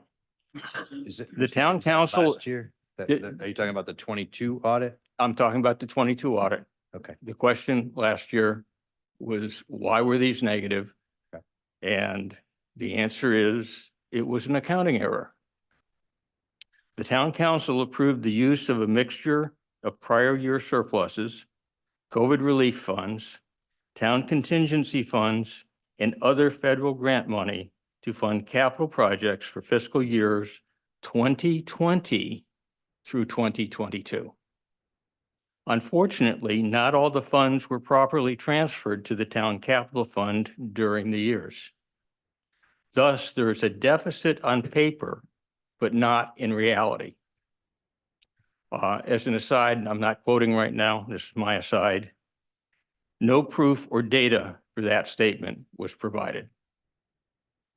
Rather than open our books and restate previous years, we will transfer the proper amounts to the capital funds this fiscal year, meaning the one we're reviewing now. And the fiscal year 23 financial statements will reflect this deficit elimination. For the record, the town has never willfully spent capital funds into a deficit. We recognize the oversight and we will revise our internal controls to minimize these types of errors in the future. Now, just as another aside, that's what you got the certificate for excellence for tonight. So I guess I know what. I Mr. do- Agree. I know, Mr. Levesque, I know. Do you have a question going for the? I have the questions coming right up, Okay, thank you. but I want to make a disclaimer first. Because of the much of the quoted answer concerns last year's financial report, for this meeting, I will put aside the fact that the answer given describes exactly the type of accounting error that an audit is supposed to transparently report and deal with, but did not. If what was intended to be done this fiscal year has been done, there should be a reconciliation in this year's report that shows the changes made to correct that accounting error, where the funds came from, where they went to, etc. This financial report is over 200 pages, and I could have missed it. Can someone point me to the page or pages where the correction of this accounting error is covered? I'm gonna have to look into that. Again, yeah, What do you, I mean, do you really think I'm gonna be able to go to that specific page, or I think what we've got to do is look back? if anybody had looked at the answers to last year's questions, they probably should have thought this is going to come up because. Fair point. My recollection is that it wasn't an accounting error, but it could have been. There was a change in the way that certain funds were designated, and that it was in fact addressed. It was addressed in the final budget, financial statement that we did. The state has approved it. The accounting firm has approved it. We have approved it. And you know, the only person I know that really is sitting here with your sides that say that something was done wrong is you. No, sir. Okay. I am Other than- quoting. Your white factual. All right. I am, No. Mr. I am Levesque, quoting, let's just- I am quoting what the town answered to me last year. So, And I Mr. quote, "The deficit of the town capital fund is due to an accounting error." That is a quote Okay. from the previous director of finance. If I may, Mr. President. yes, Mr. Rayner. Obviously, our previous finance director, when he answered that question, he was referring to the fact that for 2 years, the town council authorized a portion of the previous year's surplus to be used to fund that following year's capital. That, his choice of words, an accounting error, does not refer, he shouldn't have said that. It was said. It's not an accounting error. The money is accounted for and it is reflected in the audit. It was reflected appropriately as a deficit in the capital fund because the money was still sitting in the general fund. When we have a surplus at the end of the year, it's not like money comes in and we put it in an account. The money is sitting there. It's sitting in the general fund, which is audited and reflected in the auditor's report. The 2 previous finance directors fully accounted for the money. They understood what was to be appropriated and spent on capital, but the money was not moved from the general fund to the capital fund. Last year, we obviously figured that out when it was pointed out to us correctly that the capital fund was in negative. instead of going back 2 years and revising your reports, the money, it doesn't need to be revised. There's just a transfer out from the general fund to the capital fund, which was already previously authorized by the council. That's, you took the money from your back pocket and put it in your front pocket. There's no money that is unaccounted for, and we certainly do apologize for the phraseology and accounting error. There was no accounting error. There may have been a procedural error or an error in not following through with the transfer of the money, but the money was there and it got transferred to the appropriate fund, the capital fund. Thank you, Mr. Rayner. I think what we'll do is, when we have comments, we will just double check our responses, because again, it was, no ill will there. I didn't, I'm I- not no, implying you will, what I'm Well, trying to do is find out where that is in this So report. And we will, but when you qualify some of your statements about, this is what the audit was supposed to pick up and didn't pick up, you're kind of setting the tone for your Well, comments. I am because we No, had. I know you are. Yeah. And so honestly, Mr. Grebe, I appreciate your comments. We're happy to take your comments and we're happy to get you the responses. But we will probably not dig into the details tonight. I We'll get to the don't, don't expect you to. If No. you don't know it, I don't expect you to. I expect you, like last year, to answer it. We will when get you. can. I assure you of that. Thank Okay. you. It's on page Pardon? 21. Well, Thank you. that's, Thank you, Mr. that Nadia. that was my favorite page in the, Must have entire. missed it. Must have just missed it. It's okay. This is the next question. Okay. What policy changes were put in place so that, as again was stated in the answer, what policy changes were put into place so that this does not occur again? Get your answer, we're not doing it again. No, There you go. I mean, I think that might be something that we can look at. And again, maybe it was how the response was phrased. I'm sure that there are procedures that they do in the accounting office to make sure that things are done properly. Well, obviously, they weren't done properly the first time, Comment noted. and something needs to be changed so that it doesn't happen again.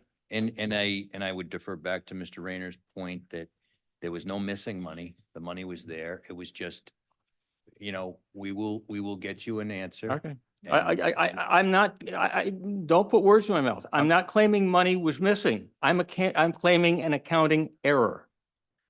Only because that's what I was told it was. Sure. We Just for the corrected record, that. there was I no don't think it's accounting correct. I don't think it's been correct. And we also indicated that the administrator said they were doing something one way, they realized it was not the best way to do it. They changed the way to do it. That was the image of the. What pocket was going from changed? one Please pocket. tell me, sir, what was Well, we'll- changed, we'll find because that. We- I can't find that. Well, And I it wasn't believe said we're tonight. As a matter of talking about fact, page 21. Matter of fact, Ms. Sahady said that there were no control changes made. That was in her statement. So I don't know what's changed, and I don't know how you know what was changed. Because I pay attention, because what they said was that about 2 years ago or a year ago, they recognized this particular situation.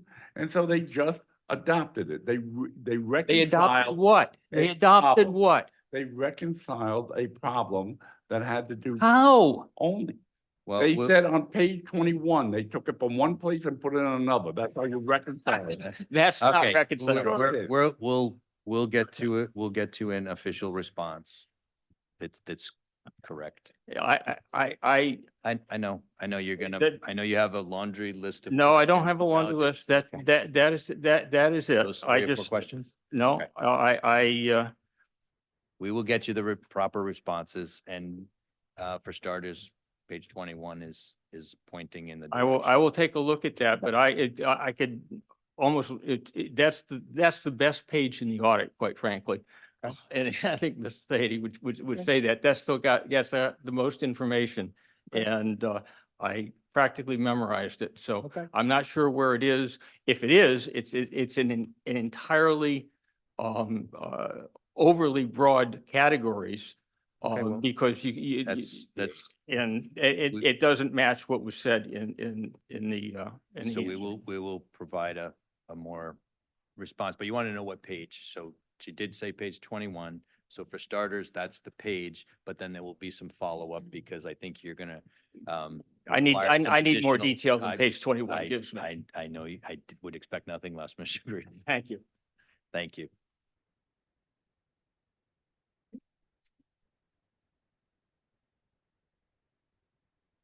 I was just writing your name down. I was waiting for you. Thank you, Mr. President. Larry Fitzmaurice, 50 Kristen Court. I promise my questions will be easier. And again, if we can give you an answer, we will, and if we can't. Well, we'll some of provide you- these, we'll some of these are provide you an pretty answer. easy, but Okay.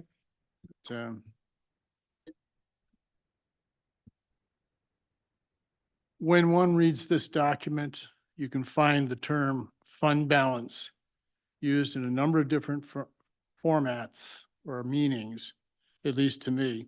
So I'm going to re-ask some of the questions, and I'd like to know what the fund balance was for the end of the year for the town's budget and for the school department's budget.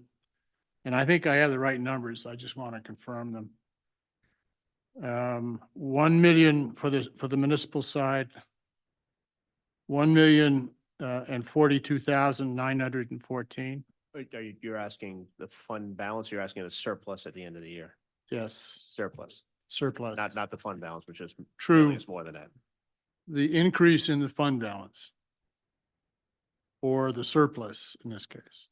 Well, the surplus was 999 something, but half of that goes to the 1213 warrant, so it doesn't go into the fund balance. Well, I'd like to know what it is before we start dividing up the pie.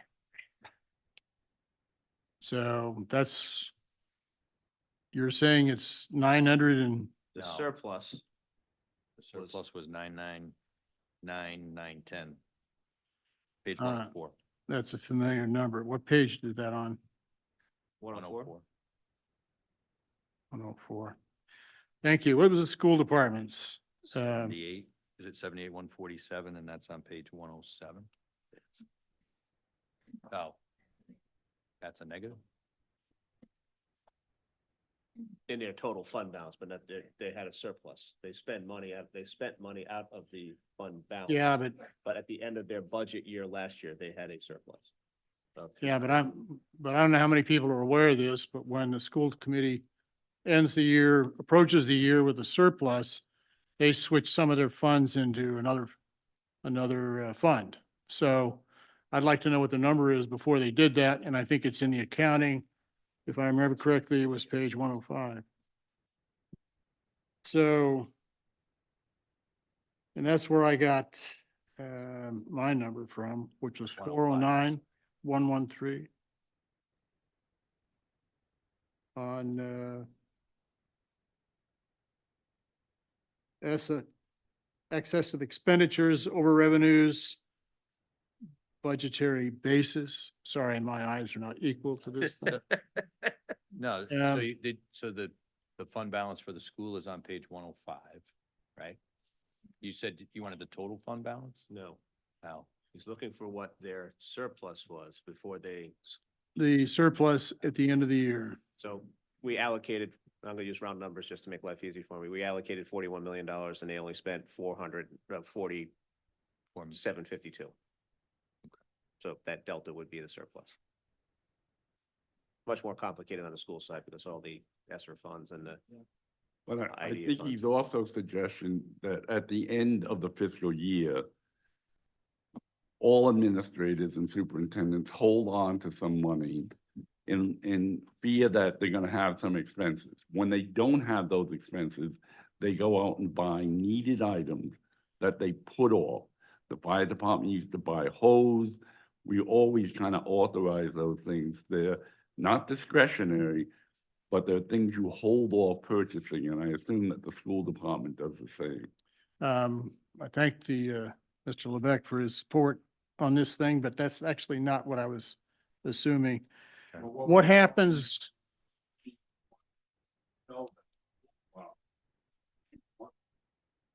You said that Yeah, they do it every year. They do it every year. At the end of the year, something like, and I'm guessing here, somewhere around, I don't know, first part of June, they know what their end of year expenditures look like. And they see their surplus, and they transfer some of those funds out of that operating expenses into a reserve fund. I don't know, Mr. Rayner. Okay, well, Hold on. all right. What is it? Yeah. Just to alleviate the confusion. The school department school committee does have a policy that they'll take some surplus monies and they will transfer that to a capital fund. Yeah. And the capital fund, in accordance with state law, that cannot be turned back to the town. So this is in accordance with their capital fund reserve policy, which they try to maintain. And this is what they do. And I believe that's what you're referring to, Mr. Yeah, that sounds right. They also have a 1.5% of operating fund balance that they maintain as well. Yeah, but that's a policy matter. Right. I'm talking about at the end of the year, their surplus before they make the transfer to the capital fund. That's what we should be looking at when we evaluate what their surplus is, correct? 105, I've got it open here.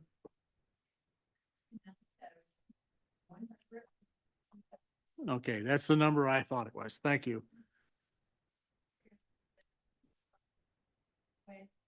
$487,000 was transferred out of the unrestricted to phase 2 project, and that's on page 166.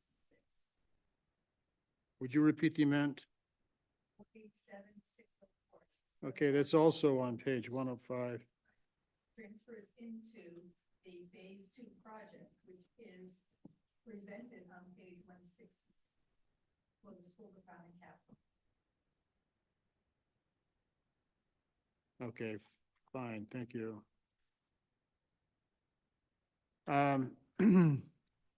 This is a comment, I make it most years. On page 16, the non-current liabilities, which is the second major paragraph. And the net OPEB liabilities are stated at 18.3 million. The net pension liabilities are stated at 74.9 million. That works out to a total between the two of net liabilities of 93.2 million. And I did some math and come up with a different number. You won't find this really in the audit, but I used audit numbers. And that is I compared it against the total, what I call discretionary revenue of the town for the year in question at roughly 61.7 million. In other words, property taxes and things of that nature, and miscellaneous income, which I don't know what that is, so I added it in. So in any case, what I'm doing is I'm comparing the $61.7 million, which I think is your discretionary funding. In other words, the things that you control through the levy of property taxes, the setting of fees, and so on and so forth, against your liabilities, your net liabilities in these two areas of pensions and OPEB. Now, I know that the council has been increasing the reserve, maybe not the reserve, but the investment in the OPEB, which is an improvement, certainly. Because it was zero for a long while, and now it's not zero anymore, so that's a good thing. And I think we all know, or should know, the situation we are in the pensions. However, $93 million is a hell of a lot of money, and you can't get a hold of that kind of money in the short term. And so we are still at risk in these two items. When we get to budget time, we need to spend more time looking at these two things because we're not really solving this problem over time. We go up in some years and down in some years, but generally speaking, we're behind certainly on the pension unfunded liabilities because we're under the state requirement is 60% most of the time. And there isn't any standard, to my knowledge, for OPEB, but it's a reasonable thing to understand. You have to fund the thing with a investment plan, or you going to pay a hell of a lot more money for it, or the citizens will. Again, is there a question coming? No, I was making a comment. So I made my comment. Moving on. By the way, are we the only town with that problem? With No. the OPEB and the, Actually, in East Bay, we are. no, we aren't. Maybe I take that back. All right. I'm sure that Newport is Let's get back to worse the off than we are, but questions. Let's just. let's well, get I to was the next asked a point. question. I know, but you made comments that were all Okay. off. Okay. He made the comment, I I know, followed I up. know. Two wrongs don't make a right. We're gonna call somebody out of order, let's stop. Let's just move on to the questions so we can Well, address Mr. Fitzgerald's comments. How many more you got, Mr.? All right, I got it. Um, I got it. Well, no, it's gonna snow soon. I'll also make a comment that our debt was total debt. Never mind, I'll skip that one because we already did that.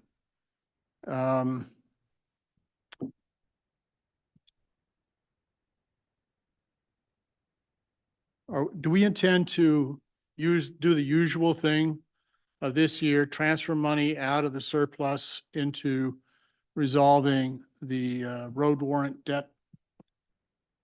Because The 12, 13. isn't this the meeting we usually don't do that at? We 12, just, 13, no, it's a policy that was already established that half goes no matter what. I'm aware of the policy, but it takes, I guess it takes an action by the council. well, once the audit is in, we know the. Oh, the audit is, Half, but half of the surplus goes. okay. I think the answer. You aren't going to do a separate motion? No, because the motion has already been made and by the council in the past. I'm aware of that. I'm aware of That covers it until it's done. So at- So let me ask this question. I thought there was a policy in terms of the fund balance, the council had to vote to remove monies from the fund balance. we're not removing money from the fund balance. We're taking money out of our surplus at the end of each fiscal year to pay it down before it gets into the fund balance. We've been doing that. Like, for a Isn't it couple of fund- years. the word fund balance goes through this whole thing. We're 6 months away from the end of the fiscal year, aren't we? Correct. Yeah. And I would assume that the surplus has already been absorbed into the fund balance. No, Where did it go? well, Mr. Rayner. the part that was left over of the 999,910, 499,000, whatever, went towards paying down half of what was left. So at the end of this fiscal year, in that 12-13 warrant item, you should see a number of $368,086. Okay, I'm not questioning whether we're doing the right thing here, because I think we are. What I'm trying to say is, I just want to see the function. And I don't, But so. the function was done 4 years ago when I finally got the council to agree to do the half rather than 50,000 a year. Yeah, but I would suggest that one council can bind another one. No, we can't. And so that it needs to be done annually. So you can do as you choose, but that's my point. And I'm done. A council can bind it unless a future council decides to stop that policy, it will continue until done. Actually, the only way you can bind a future council is if you amortize it. You borrow money and put it in. And then you're bound because of the contractual obligation. But, I mean, I don't see any reason to change it because he agrees with it. No, but it's more of a moral obligation of the council to pay itself It's back. fine. I agree. So if It- another the council money's wanted to getting come paid along down. and say, we don't want to do that anymore. Well, like I said, I know we're doing the right thing. I would just like to see the paperwork. Thank you very much. I'm done. Thank you, Mr. We're Fitzmaurice. almost done with it. Okay, so, I believe, seeing no more questions, A motion to receive the report and place it on file. Second. all those in favor? Aye. Opposed? Motion passes 7-0. Thank you. We are gonna move on now to Thank you, the, Mary. yes, thank you, Matt. Thank You can get out of here. Safe travels. Safe travels, beat the, safe driving. Our next item was the resolution requesting legislation to, this came up at our prior meeting. Move that it be approved as printed. I have to recuse myself on this one or abstain from the vote. So what we'll do is we'll take your name off and put Mr. Katzman's on. All those in favor? Aye. All opposed? Motion passes. 6 to Thanks, 0. Mayor. Thank you. Refusal. Perfect. From the president. Thank you. All right. Now we're going to move on to new business number 5. This is proposed additional rules for the conduct of town council meetings. Mr. Levack. Mr. President, I believe most of these actually kind of track what we normally do in terms of the management of a meeting. The significant changes, one is it codifies it to an extent, and the other change that I will really suggest that I made is the idea, one, that we don't have people queue up at the rostrum, but rather you identify people in the audience and they come up individually. And I think we almost did that today. Okay. That means that I don't have to stand there at the rostrum and know there's somebody breathing down my neck that wants to speak. I think it's just a matter of courtesy that all public comments come from the rostrum. And I think that is something we have tried to do, and that public comments otherwise should be restricted, quite frankly, forbidden. And if in fact somebody is told, stop doing that, and they persist, this actually indicates there is an opportunity to have that person excluded from the meeting. And the other thing is that recognizing that the president may observe that it's clearly too many people here for us to accommodate them safely and meaningfully here, will be the one who makes a decision as to moving the meeting. And that the president will take advice from whoever he wants, but it's not a question of motion having a decision. You will make the decision without any sort of recourse to anybody else, and make the decision as to where we go on it within your own discretion. And then this second part of it, but it's both large meetings and regular meetings, if the president recognizes there are a number of people who wish to speak, the president can do both. Recess the meeting briefly to have a signature page so we know we actually have the people who wish to speak and can ask them to come up in order, and also limit the time that any one person can speak, and limit the number of times a person can speak to once. Although I indicate here that the president will be authorized to grant additional time for somebody to speak if there's no objection from other members of the council. And that's essentially it. Oh, and I also, by the way, have an addendum which shows the agenda as the clerk commonly, and this was given to me by the clerk, commonly sets it up, usually sets it up as an idea of how we will normally go and progress through a meeting. So I believe the president already has all these powers. He may not have exercised them in recent history. I know a couple of times on my term, I have exercised them, stating that there are a lot of people in the room. I would request that we just keep current comments to 2 minutes per person. And if there's enough time at the end of the meeting, if somebody would like to come up and clarify something, we can do that. But we would like to give everybody who wants an opportunity to speak, to be able to speak. And it's more of an issue here. I agree with you with the, standing behind somebody. Obviously it's not as big of an issue at the high school when they go all the way up the aisle, but I think the president already has the ability to do all of that without having to codify it in a resolution or anything. I will normally say two things to that. If If the authority already exists, I'm giving you nothing new and I'm just codifying it. So if in fact you can point me chapter and verse where it says he has that authority, okay, so I think it's a good idea because quite frankly, I was not at the meeting about the Southwest wind. There were comments made that you people were taking bribes. There was comments made that it was blood money. There were a few other things like that. I say this primarily because apparently I am not the source of people in the audience getting irate. They don't like you people either. Okay. That being said, I think it is better for a council president to be able to say, look, I'm not just exercising authority. I'm not Caesar. I'm not a dictator. The council has granted me this authority to run the thing in this fashion. And quite frankly, so it is there and nobody feels, as some people understandably would feel, if, for instance, I was to cut Mr. Fitzmaurice off on a debate, he might think it's personal.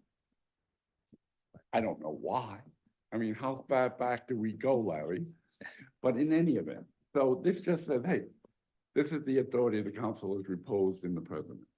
And I still think he has that ability. And Good. You you wanna second having my a, motion? no, you having the history as a jurist and a lawyer, know that there's a pretty wide swath that political speech gives people to do. And if somebody wants to stand up there and say, we're taking bribes, they pretty much have the right to get up there and say, we're taking bribes. It's patently false, but they can get up there and say it. They can get up and say, you know, I think people with mustaches are knuckleheads. And we have to stick with the people who have mustaches and knuckleheads. It's just, And yet it's turns freedom. out here, it's right. Hey, but, you know, it's just, I don't think we need to, other than if it comes down to direct personal attacks and somebody comes up and says, Mr. Aguirre is the biggest blah, blah, blah, blah, blah, blah, that's when we should be able to say, hey, enough. And I agree with them. I mean, I have this in the order, but I certainly have actually observed the president acting with great restraint. And I would anticipate that would go on in the future. Okay? Absolutely. I do think, however, that you want to make sure people know that it was not just an arbitrary or was somebody overstepping their bounds, that they have the authority. Because quite frankly, as you mentioned, I'm a jurist, a lot of people will go, oh, it's written there, fine. I thought you were just being a jerk. So, If I could just interject here, and I appreciate the comments, and I think, I mean, it's not always that easy to sit here and try to conduct a meeting, and we try to do our best, and I think a few terms ago, some rules we tried to impose some rules about what the president could do or run a meeting, and we tried to limit time and things of that nature, and my preference is, I try to give people the benefit of the doubt and give them an opportunity to speak. At times it backfires, because at times what happens is, and it's not just here, it's not just in the town of Portsmouth. I've seen it in other venues where the public can just, under the guise of free speech or whatever, can talk and talk and over talk, and there's a lack of respect sometimes for the conduct at a meeting. What I did find very helpful in another instance was to almost review those rules prior to meetings, or to post the rules prior to meetings about the conduct and what's allowed even from the public and the audience. Because one of the things that we've now gone down is this road of, we're live streaming. And so if somebody wants to speak, they're not going to have an opportunity. So, and I get it. And I think it is important to have some type of structure and organization, and to, if a person wants to speak for a second time, that's fine, but they have to allow everyone else who hasn't had a chance to speak, and they need to then bring something new to the table. And we tried this, I think, or we've gone down this road before, big audience, whatever it might be, where we can state right up ahead of time, listen, I have the ability to limit discussion to 2 to 3 minutes, because in the essence of trying to convey something new, we want to hear you.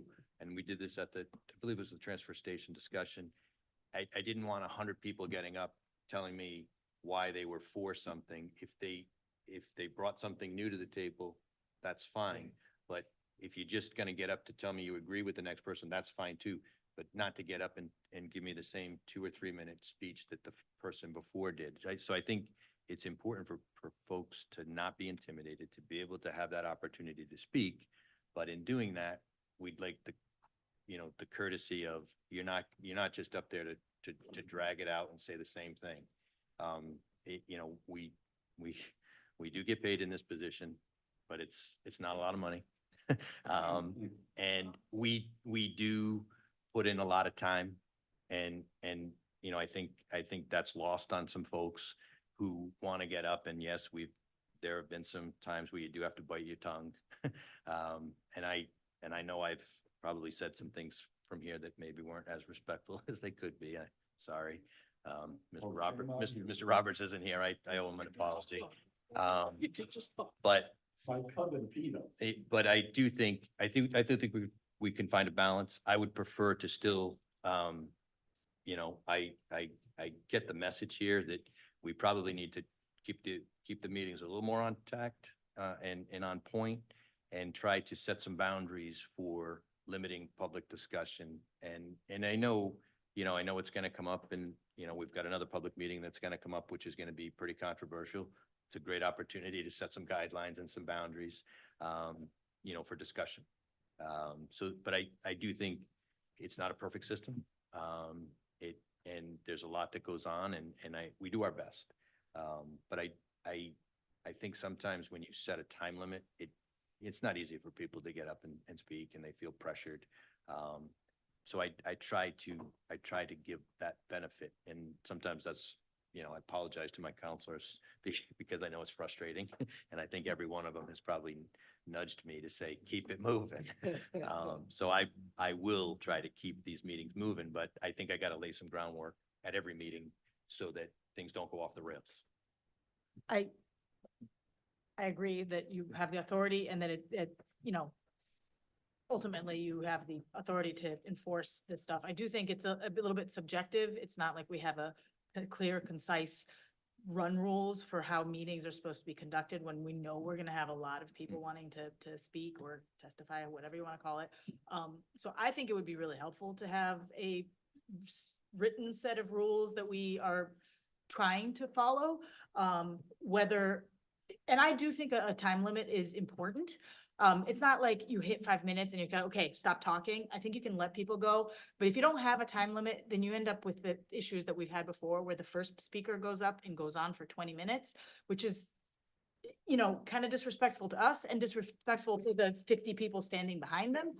And it just kind of snowballs into a bigger problem. So if you give people the guidance that, you know, try to keep it to 5 minutes, we don't need to cut people off. Yes, we want to hear them. If you have more to say, people are welcome to submit any kind of written testimony that they want to all of us, for us to read and consider. The other thing that I think might be a really good idea is to have people that want to speak sign in, so that you can kind of keep track of how many speakers you have. I think one thing that was that I think made things very confusing and chaotic was, you know, people that were coming, like bouncing back and forth, sitting down, coming back up, and treating it as more like a little bit of a you know, two-way debate, which it really shouldn't be. So I personally, whether you have the authority to do it yet or not, I think it would be in our best interest to draft, you know, a concise list of, you know, this is how we want to conduct our meetings, and we'd like everybody to abide by these guidelines. Sure. Unless you want to go first. No, it's okay, you can start. I agree with Councilmember Abbott and Hamilton and Levesque, all on different elements, but primarily that I believe nearly all, if not all, of the elements of authority and process are already addressed, or at least the president already has them, if you will, as a result of primarily Robert's Rules of Order. As well as special rules of order that were adopted in 2006, give or take. But they're not gathered together in one guidance for public comment. And I think that that's. Yeah, we can't point anyone to them. Right, so I think it would be useful to have that, and if Council Member Levesque would indulge me, I'd like to volunteer to work with him to take, because just as, for example, the first sentence, the council shall adopt rules and regs, that's verbatim from the town charter. I think it might be useful to have some of that guiding language in here so that we can craft it into something that is not just something we understand what it is, but even for a layman, we can point them in directions, and removing people from a meeting for being disorderly. That's in Robert's rules, right? So not only would it clarify where the authority comes from, I think that's important to do that, because then it's clear that we're not making this up. Robert's rules has provisions for getting rid of disruptive elements in order to carry on the business of the body. And so to say we can remove people if they're disorderly is correct. But to say that without referring to Robert's rules might leave the impression with those who don't know that we're making it up and we're just going to say, oh, you're disorderly, so you're out. There's a process and there's a way to do it. So I think this is really important as an initiative. I believe, let me just interrupt you for Sure. a second. In all sincerity, I believe the shorter is the better. I did a cut and paste, and I do reference both the Rhode Island Open Meetings Law and the charter in the first paragraph of this. And I believe I wanted it to be something, quite frankly, we could put on the website and even laminate and hand out, or just hand out. So that everybody, it was short, it's sweet. We gave a lot of discretion to the president. Sometimes, Mr. President, you frighten me, but I still wanted to give you discretion. The only limitation is actually the 1 minute on the second speaking. Right. But if we have a sign up and we have dedicated 2 hours to the meeting and we have 60 people, well, guess what? We can do the We math. better limit the amount of time, and that would be the area. So again, as thrilled as I would be to work with you on this You just proposal, don't want it. when, I get it. but I do think, and again, because quite frankly, some of us think that the B&B legislation is going to be smooth. No, it's not. I don't believe it will be. I believe that it will be an interesting one, and I think having these, as it was said in Fast Times at Richmond High, we left that England place because the rules were bogus. If we don't put rules in ourselves, we're gonna be bogus too.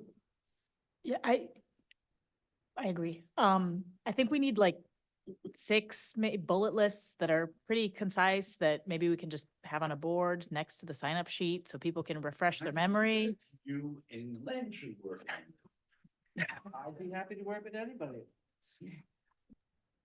So I agree. It's a great initiative. I think we need to refine the language. 6 bullets. Clear instructions. All right, I know. Dr. Ryan. Dr. Ryan. I basically, I'm just was going to say some of what Mr. Katzman just said, but having some sort of posted, accepted rules of conduct during a public meeting is a good idea, because otherwise it tends to devolve into what appears to be some kind of a rally. People are yelling from the audience and clapping for things that they like, and booing people they don't like. That's exactly what it was. It's not appropriate in a public meeting. It's appropriate in a political rally. So if we had some list like that posted, so it would remove the appearance of that this, anytime that Kevin starts yelling at people, it's completely ad hoc. Or he starts banging his gavel just because he's angry. It would be good to have something codified like that, as Mr. Levesque has started to do here, and posted in some way. Mr. Gleason? Thank you. I think the elephant in the room is us as counselors, and I'll start by saying I would like to apologize to the general public and to my counselors for my outburst tonight to Counselor Levesque. But I think we are, here we go again. This is what happens. If the whole idea of this is try to expedite meetings and run them smoothly, then we have to keep our mouths shut and just listen to people, okay? You know, even, I know you like the sarcasm, but you have a line in here. Any other comments from the assembly are not in order and if persistent may lead to the exclusion of the maker. Does that apply to us? It probably should, okay? It's embarrassing. You know, people want us, it takes a lot to go up to the podium. I give the president a lot of respect for his ability to read people and let them ramble on or whatever they want to say. But, you know, I think we are our worst enemy. Without mentioning names, we were 2 months into the term and one counselor said to me, he says, you know, and I was with another counselor, he said, I really don't know what I'm going to do with my fellow council member. The way he just interrupts people, and I won't mention any names, but that's one of the problems that we have here. And frankly, I've apologized tonight. I think Mr. Katzman and Mr. Levesque owe my wife an apology for the way she was treated at the transfer station meeting.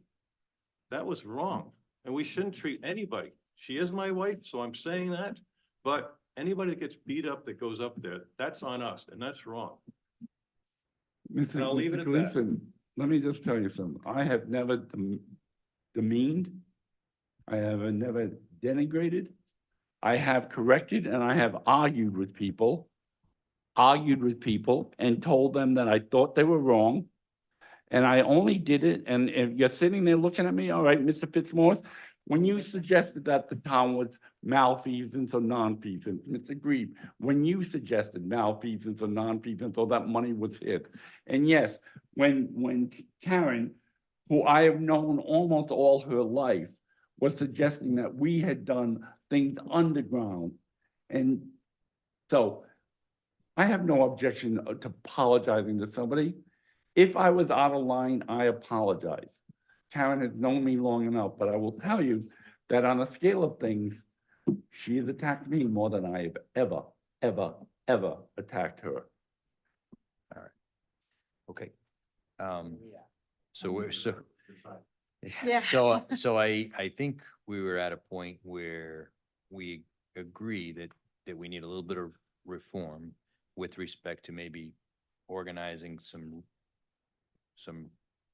you know, rules for meetings with it. And also it would help some of the public too, because a lot of times people will come in, it might be their first meeting and they might not know they might not know the rules of engagement, so to speak. So I think I just, you know, I mean, it's just one of those things because sometimes it becomes, you know, generally, if someone's coming in to be constructive, there's never a problem. It's when you get the shouting matches, and that's really where I'm going with this is, most of our meetings run very smoothly, but when we have some of the larger ones, I think, especially when it's at the high school, you know, it's a little dimmer, it's a little darker, and the shouting comes from the dark corners, and it's very frustrating. And it's very frustrating when you ask someone to stop talking and they refuse to stop talking. That, I mean, from my perspective, I'm not making it up. Those of you that were at the meetings, you saw it. I asked people to stop talking and they just did not stop talking. And yeah, I think I almost broke the gavel one time. It's happened a couple of times. It should never get to that. So it's, you know, sometimes these things, you know, we just have to have some rules to be respectful. We're here to do what we feel is right. We've got obligations up here to conduct town business, and not everybody's always going to be happy with our decisions, but that's not an excuse for some of the stuff that goes on at these meetings. So I do think that, you know, we should establish a few rules, a few talking points. But I do think that ultimately it should be on the president to conduct the meeting, carry out the meeting, and lay the groundwork for how those meetings should go. And if we have some rules, I have no problem, you know, reminding those people right after we do the, you know, emergency evacuation. Here's what we're gonna do. You know, I mean, I think it'll be helpful because, I mean, most people want to have that opportunity to speak and they should be allowed to. Well, Mr. President, if you want to charge Mr. Katzman and myself for coming back with perhaps some more bullet point type of statement of what we anticipate, I'm certain that Mr. Katzman and I would take that designation. Mr. President, the only thing I would not necessarily disagree with, but I wouldn't want to see is a sign-up sheet, because people come and go. Yeah. If they don't get here on time and the sign-up sheet goes to the clerk and they didn't get a chance to sign up, they're sitting in the audience and they say, hey, I just thought of something and I want to get up and speak, but I'm on the list. So am I now excluded? I think sign-up sheets disenfranchise people a little bit, that's all. I don't know, you gotta use a sign-up sheet if you're gonna go testify at the State House. It's pretty. Yeah, but they standard don't want people to, practice. yes, but they don't want people to testify at the State House. There's a difference between us and the State House. Yeah, but we also don't need to make it a cutoff. It's just so we have an idea of how many people Yeah, are. I mean, on a planning general to night, speak. yeah, on a general night, I mean, we've had unfortunately four meetings this year that have gone very long because of particular hot topics. Mhm. I don't even think the short-term rental is gonna be as crazy as the last couple, but, We'll see. yeah, Yeah. I mean, it's, And rules are often put in place because most people will voluntarily comply with them. Mhm. But if there are no rules, they have no No guidance. real. I don't disagree with the rules. It's just the only thing that And I. sign-up sheet is I it. should give discretion to the president to basically, if somebody comes up, and even if somebody, I think, came up, because I think that the provision I suggested without objection says, I want to talk on this subject, I didn't sign up. I mean, we're not, as long as it's a sincere, whatever, I mean, I just don't think we want people coming, and saying, oh, I just thought of something. Yeah. That's kind of limited. Still gonna I happen. think the sign-up sheet also helps manage a little bit of the chaos. Like I said, it doesn't need to be a cutoff. If you don't put the sign-up sheet, your name on the sign-up sheet before the meeting starts, it doesn't mean you can't speak. You can still come at the end, but if everybody who's intending to speak signs up when they arrive, then everybody can stay in their seats and you don't have to have a line of people waiting in line to speak, which I think kind of amps up everybody's anxiety and makes the whole process much more chaotic, in my opinion. Well, I like the idea of at least let's get some rules on paper and then we can have an intelligent discussion and vote on which ones to move forward with or not move forward with. I mean, it's fair. I'm okay with it. I have no problem with that. But I think we're making Young progress. lady. Okay. Come on up. Now, did you sign up? I mean. 2 minutes, let's. According to Mr. Katzman's February 2019 resolve, I have 3 minutes. I believe this was Yes. the rule that Mr. Aguirre, President Aguirre had referenced that didn't work out as. I give people I'm attitude. going to throw away everything I was going to say tonight about Mr. Levesque's ridiculous page, but because you're going to redo the whole thing. Mrs. I'm sorry, Nancy Grebe, 110 Thayer Drive. Let's, Okay. no interruptions, go. Okay, all I want to say is I'll wait until you do that, but I've looked around. I can honestly say I'm not the oldest person in the room, almost. I've been to a lot of town meetings since and I couldn't vote till I was 21. I believe the meetings we have had in the town of Portsmouth, in the Portsmouth High School in the last 4 months have been some of the best meetings I have ever attended. The people that showed up that didn't know what they wanted to say, but wanted to say, they were allowed to say it. And you people asked for this job. You know, you- I and- get it. and it is free speech and it may be too long sometimes, but how often does that happen? Those meetings were the best. So don't say that you think they were a problem. They were not. Everybody's- Everyone that I spoke to that was at those meetings, that meeting said it was a good meeting. The Well, ones at the high again, school, Remove the except for one person that we all know. I've been doing this a long time and I've been doing a lot longer. I've Doing been, it longer than both. of okay, you. well. All I'm right, just- that's it. Wait, no, one more thing, okay? I've been waiting for this one. Mr. Levesque constantly we all know when he graduated from high school, 1972. Yes. Okay, by 1972, I had graduated from high school, college, and was out working. So don't say you're an old person. Okay, I didn't say all I was right, old, all though. right, no, This- I'm I done, but agree. those meetings We will- were what you want a town council meeting to be. You Wow, want I- 400 people to show up and have an opinion. You really do, or at least the residents do. No problem with that. All we're asking about is just having it be a little more orderly. No, And I have respectful. no objection to people being allowed to speak. And no, so. I think we could have done without booing certain people. if they Oh. want to speak. Okay. Let's try to finish. Thank you, Mr. President. I'm probably going to shock some of you. Mr. Fitzmaurice, Well, we're all 50, sitting. 50 Kristen I've Court. already given it once. but you're on a different topic and if somebody's Yeah. not watching that wasn't on before. Well, someday Follow the I'll rules. come in here and ask you where that authority comes from. Everybody. Okay, Larry Fitzmaurice, 50 Kristen Court. Excellent. I tried to count on my fingers how many councils and school committees around this state I've attended. And I'm only counting once for each community. And I came up with 8. I've been to a lot of school committees and councils around this state, most of them in East Bay, but a lot of them up Woonsocket Way and places like that. And I will tell you that in regards to people speaking to their councils or school committees, Portsmouth is the best there is. And I say that from personal experience and long personal experience.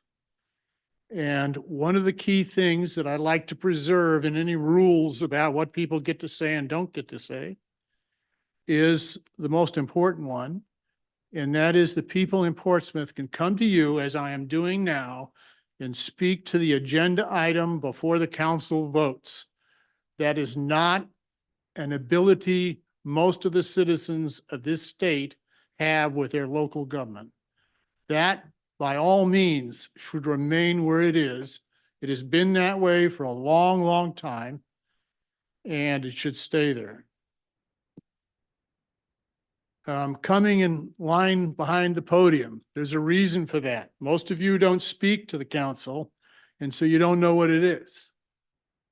And that is, if you raise your hand out in the audience, your chances are only 50-50 you're ever going to get called on.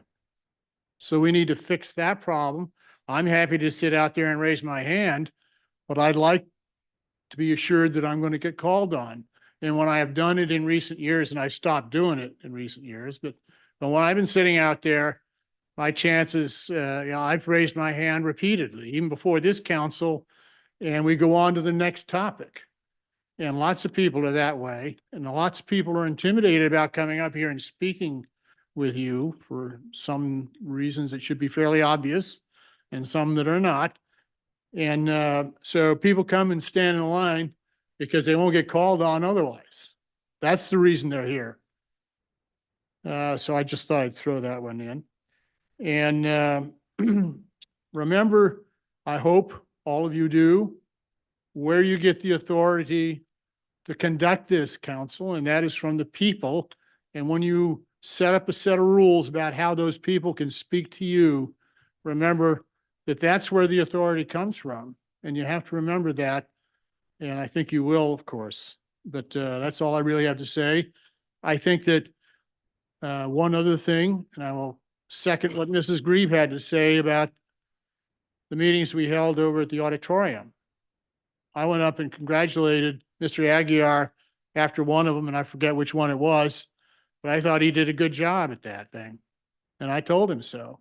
Those are difficult things to do, and we all should know that. But and they're never going to get perfect because it's a room full of imperfect people. But, you know, we've done some good jobs. Mr. Aguiar's done a good job most of the time. And, I'm the one that suffers when he doesn't. So I'm saying that honestly. Time. I missed the hand one time.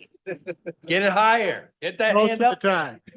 Most of the time. I don't have a lot of criticism of the way you run these things. Thank you, Mr. President. Thank you, Mr. Fitzmaurice. You're welcome. Mr. President, just a very quick point of order.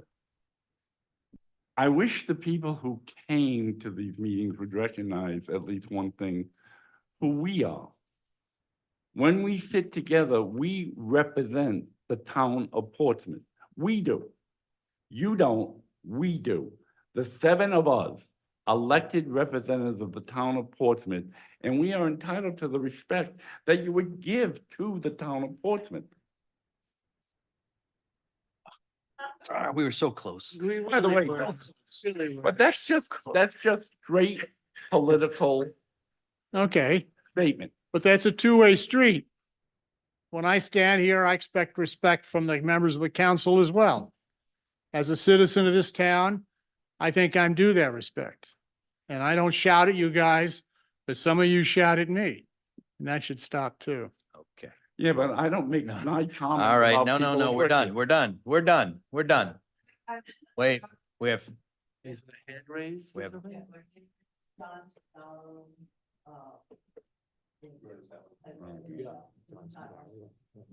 Hi, can you guys hear me? yes. Hi, John Spadaro, 0260 Albro Farm Road.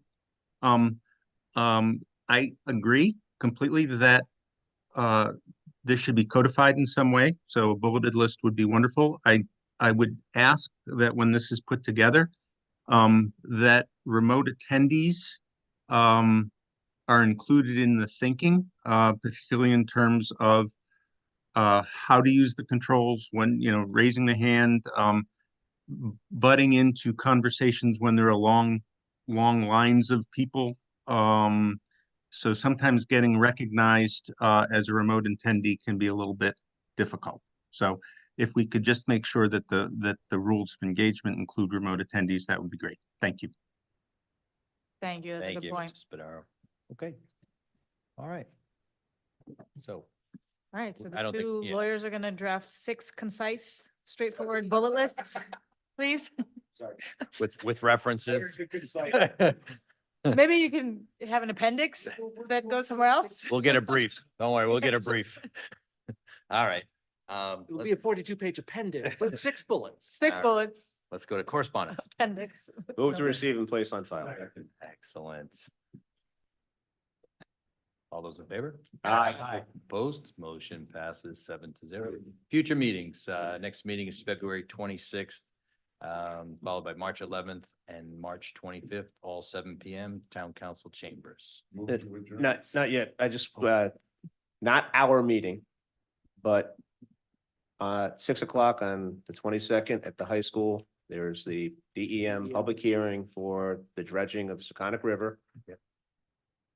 It is not a town council meeting, it is a Department of Environmental Management meeting. So they will be there to run the meeting themselves. That does not preclude councilors from going in and. Hey, we'll see if they have any rules. I'm sure they do. Okay. All right. So we have a motion to adjourn. Motion made and seconded. All those in favor? I'm sorry, who made the second? I Thank you. All right. Thank you all. Drive safe.